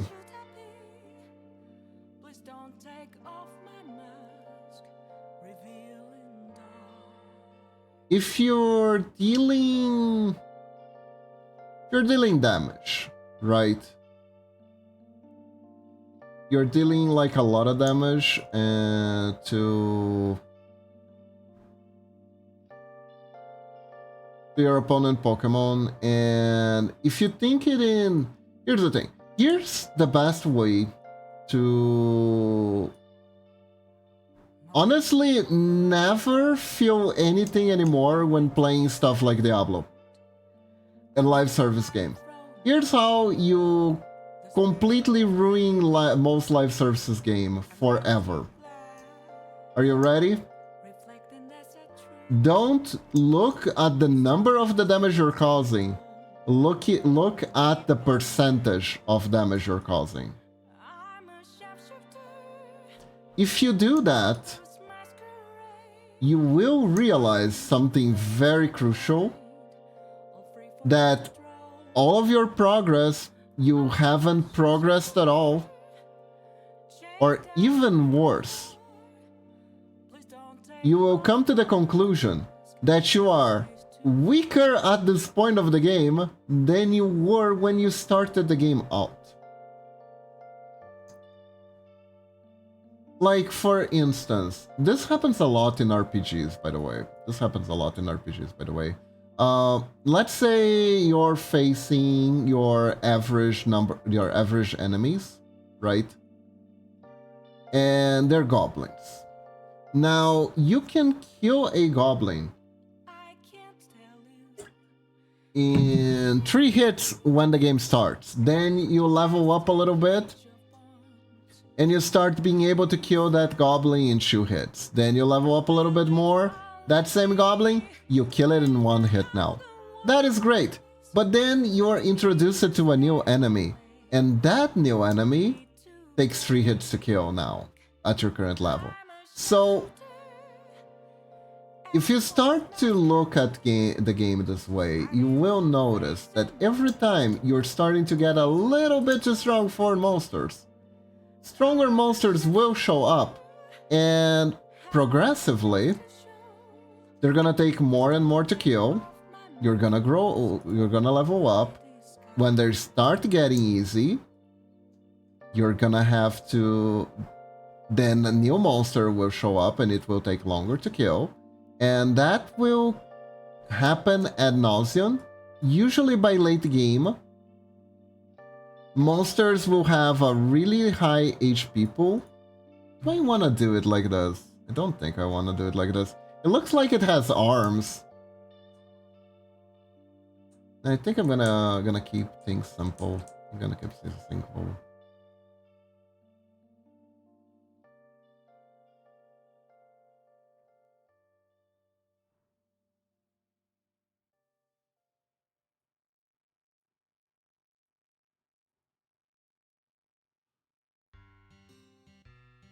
So basically, right.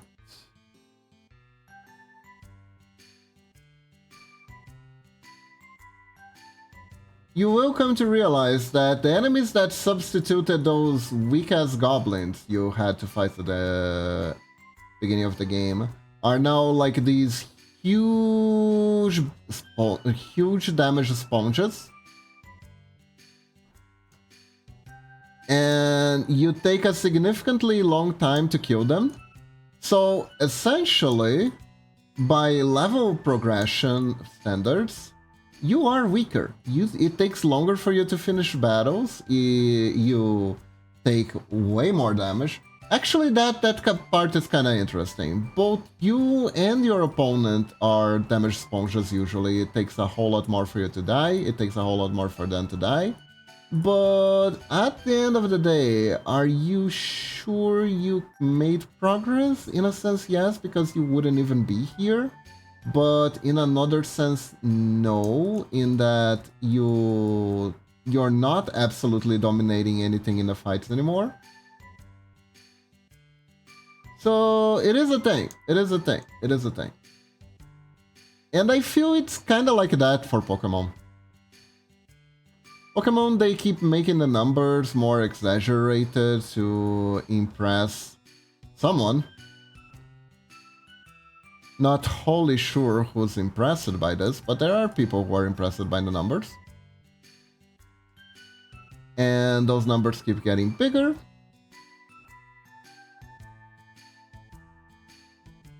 But the end result is kind of the same. It takes around the same amount of attacks to kill someone.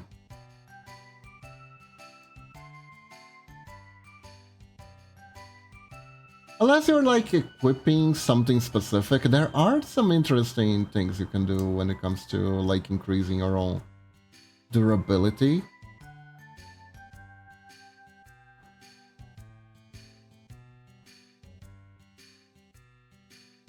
But it's also not as binary.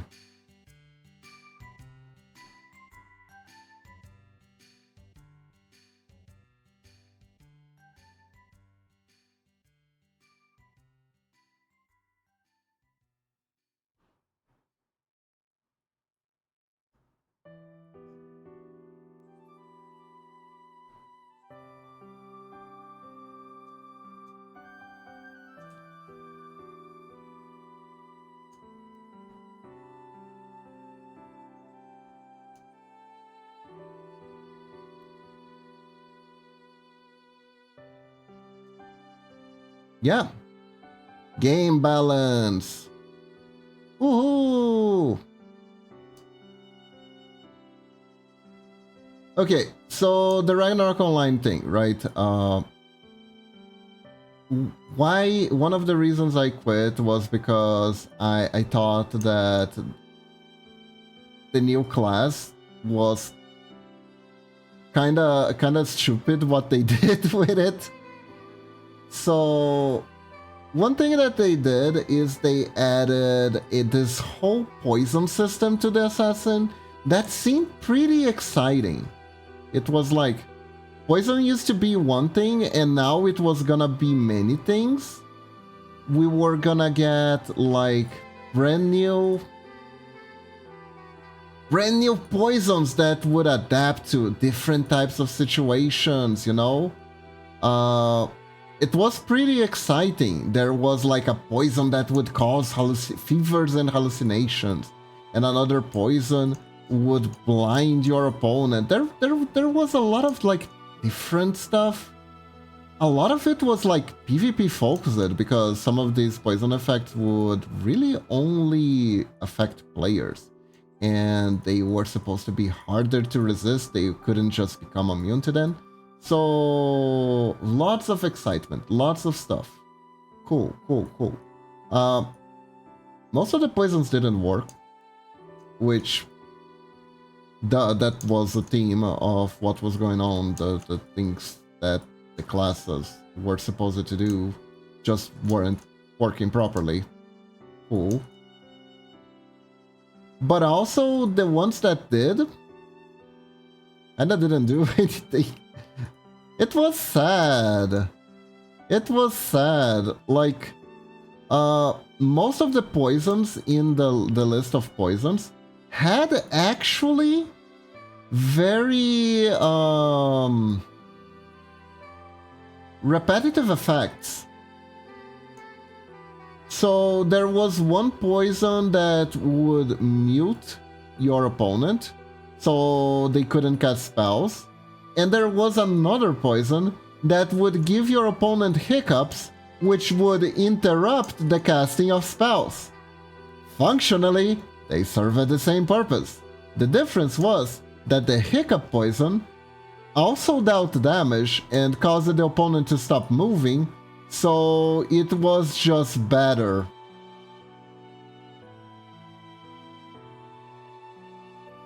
There is like something very tragic when you make a bunch of different stuff, right? To be exciting, and over half of them are just worse versions of stuff you already put on the list. Like, come on. It feels pretty bad. I remember you also were somewhat forced to learn all the poisons to get to the poisons that were good. There was something like that. But it's not like the poisons were advertised to be, oh, this poison is intermediary to this poison or stuff like that. No. All poisons were supposed to be equal, but weren't. So yeah, and if you wanted to use the poisons, you had to invest so many points from your skill tree in order to learn the skills. And like most things, the poisons needed very specific herbs to be crafted. But also, they could be sold in the cash shop, you know? There definitely was a theme with the cash shop.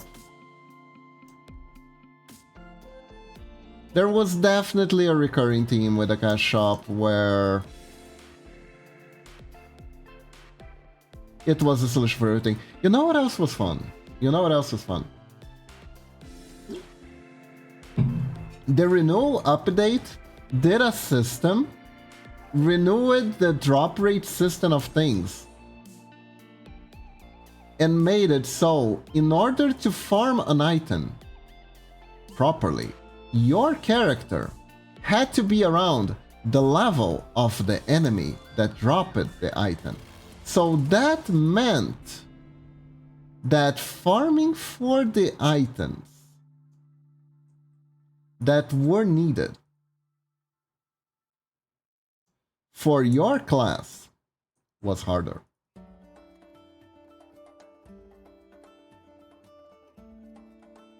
If you wanted a specific item,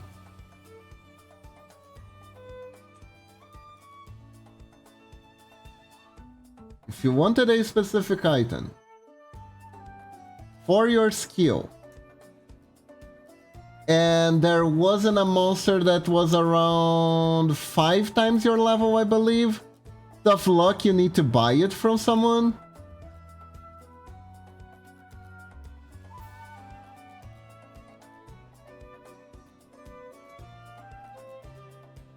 That was the message.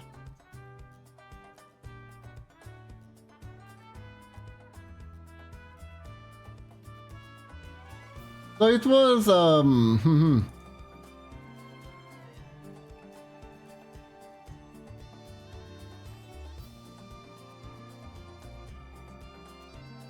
yeah, I was so happy.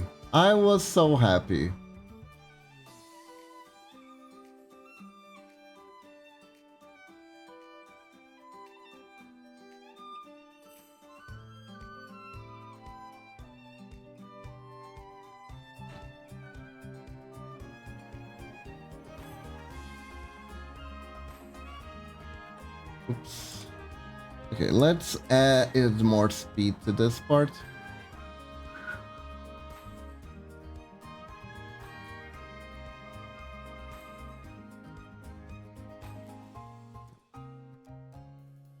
Empty frame.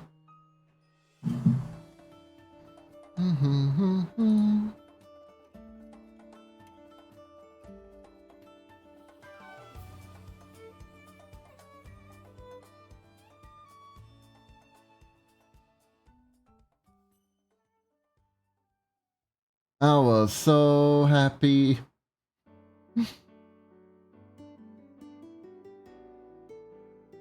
So yeah, I quit playing the game, basically.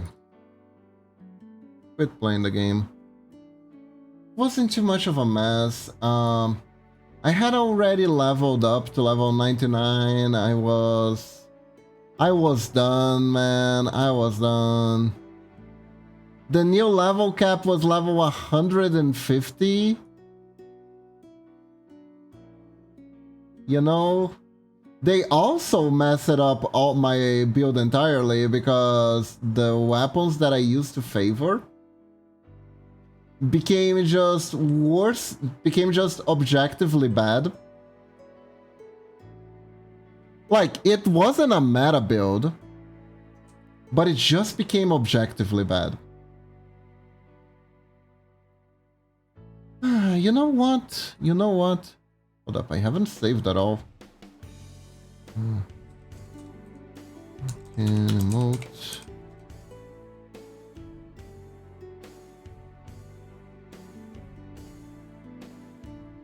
Yeah. This is a good time as any to end the stream. Everyone, thank you very much for joining me today. Hope you all have a wonderful day or night. Stay awesome, and I'll catch you guys next time, okay? Have a good one. Bye-bye. Bye.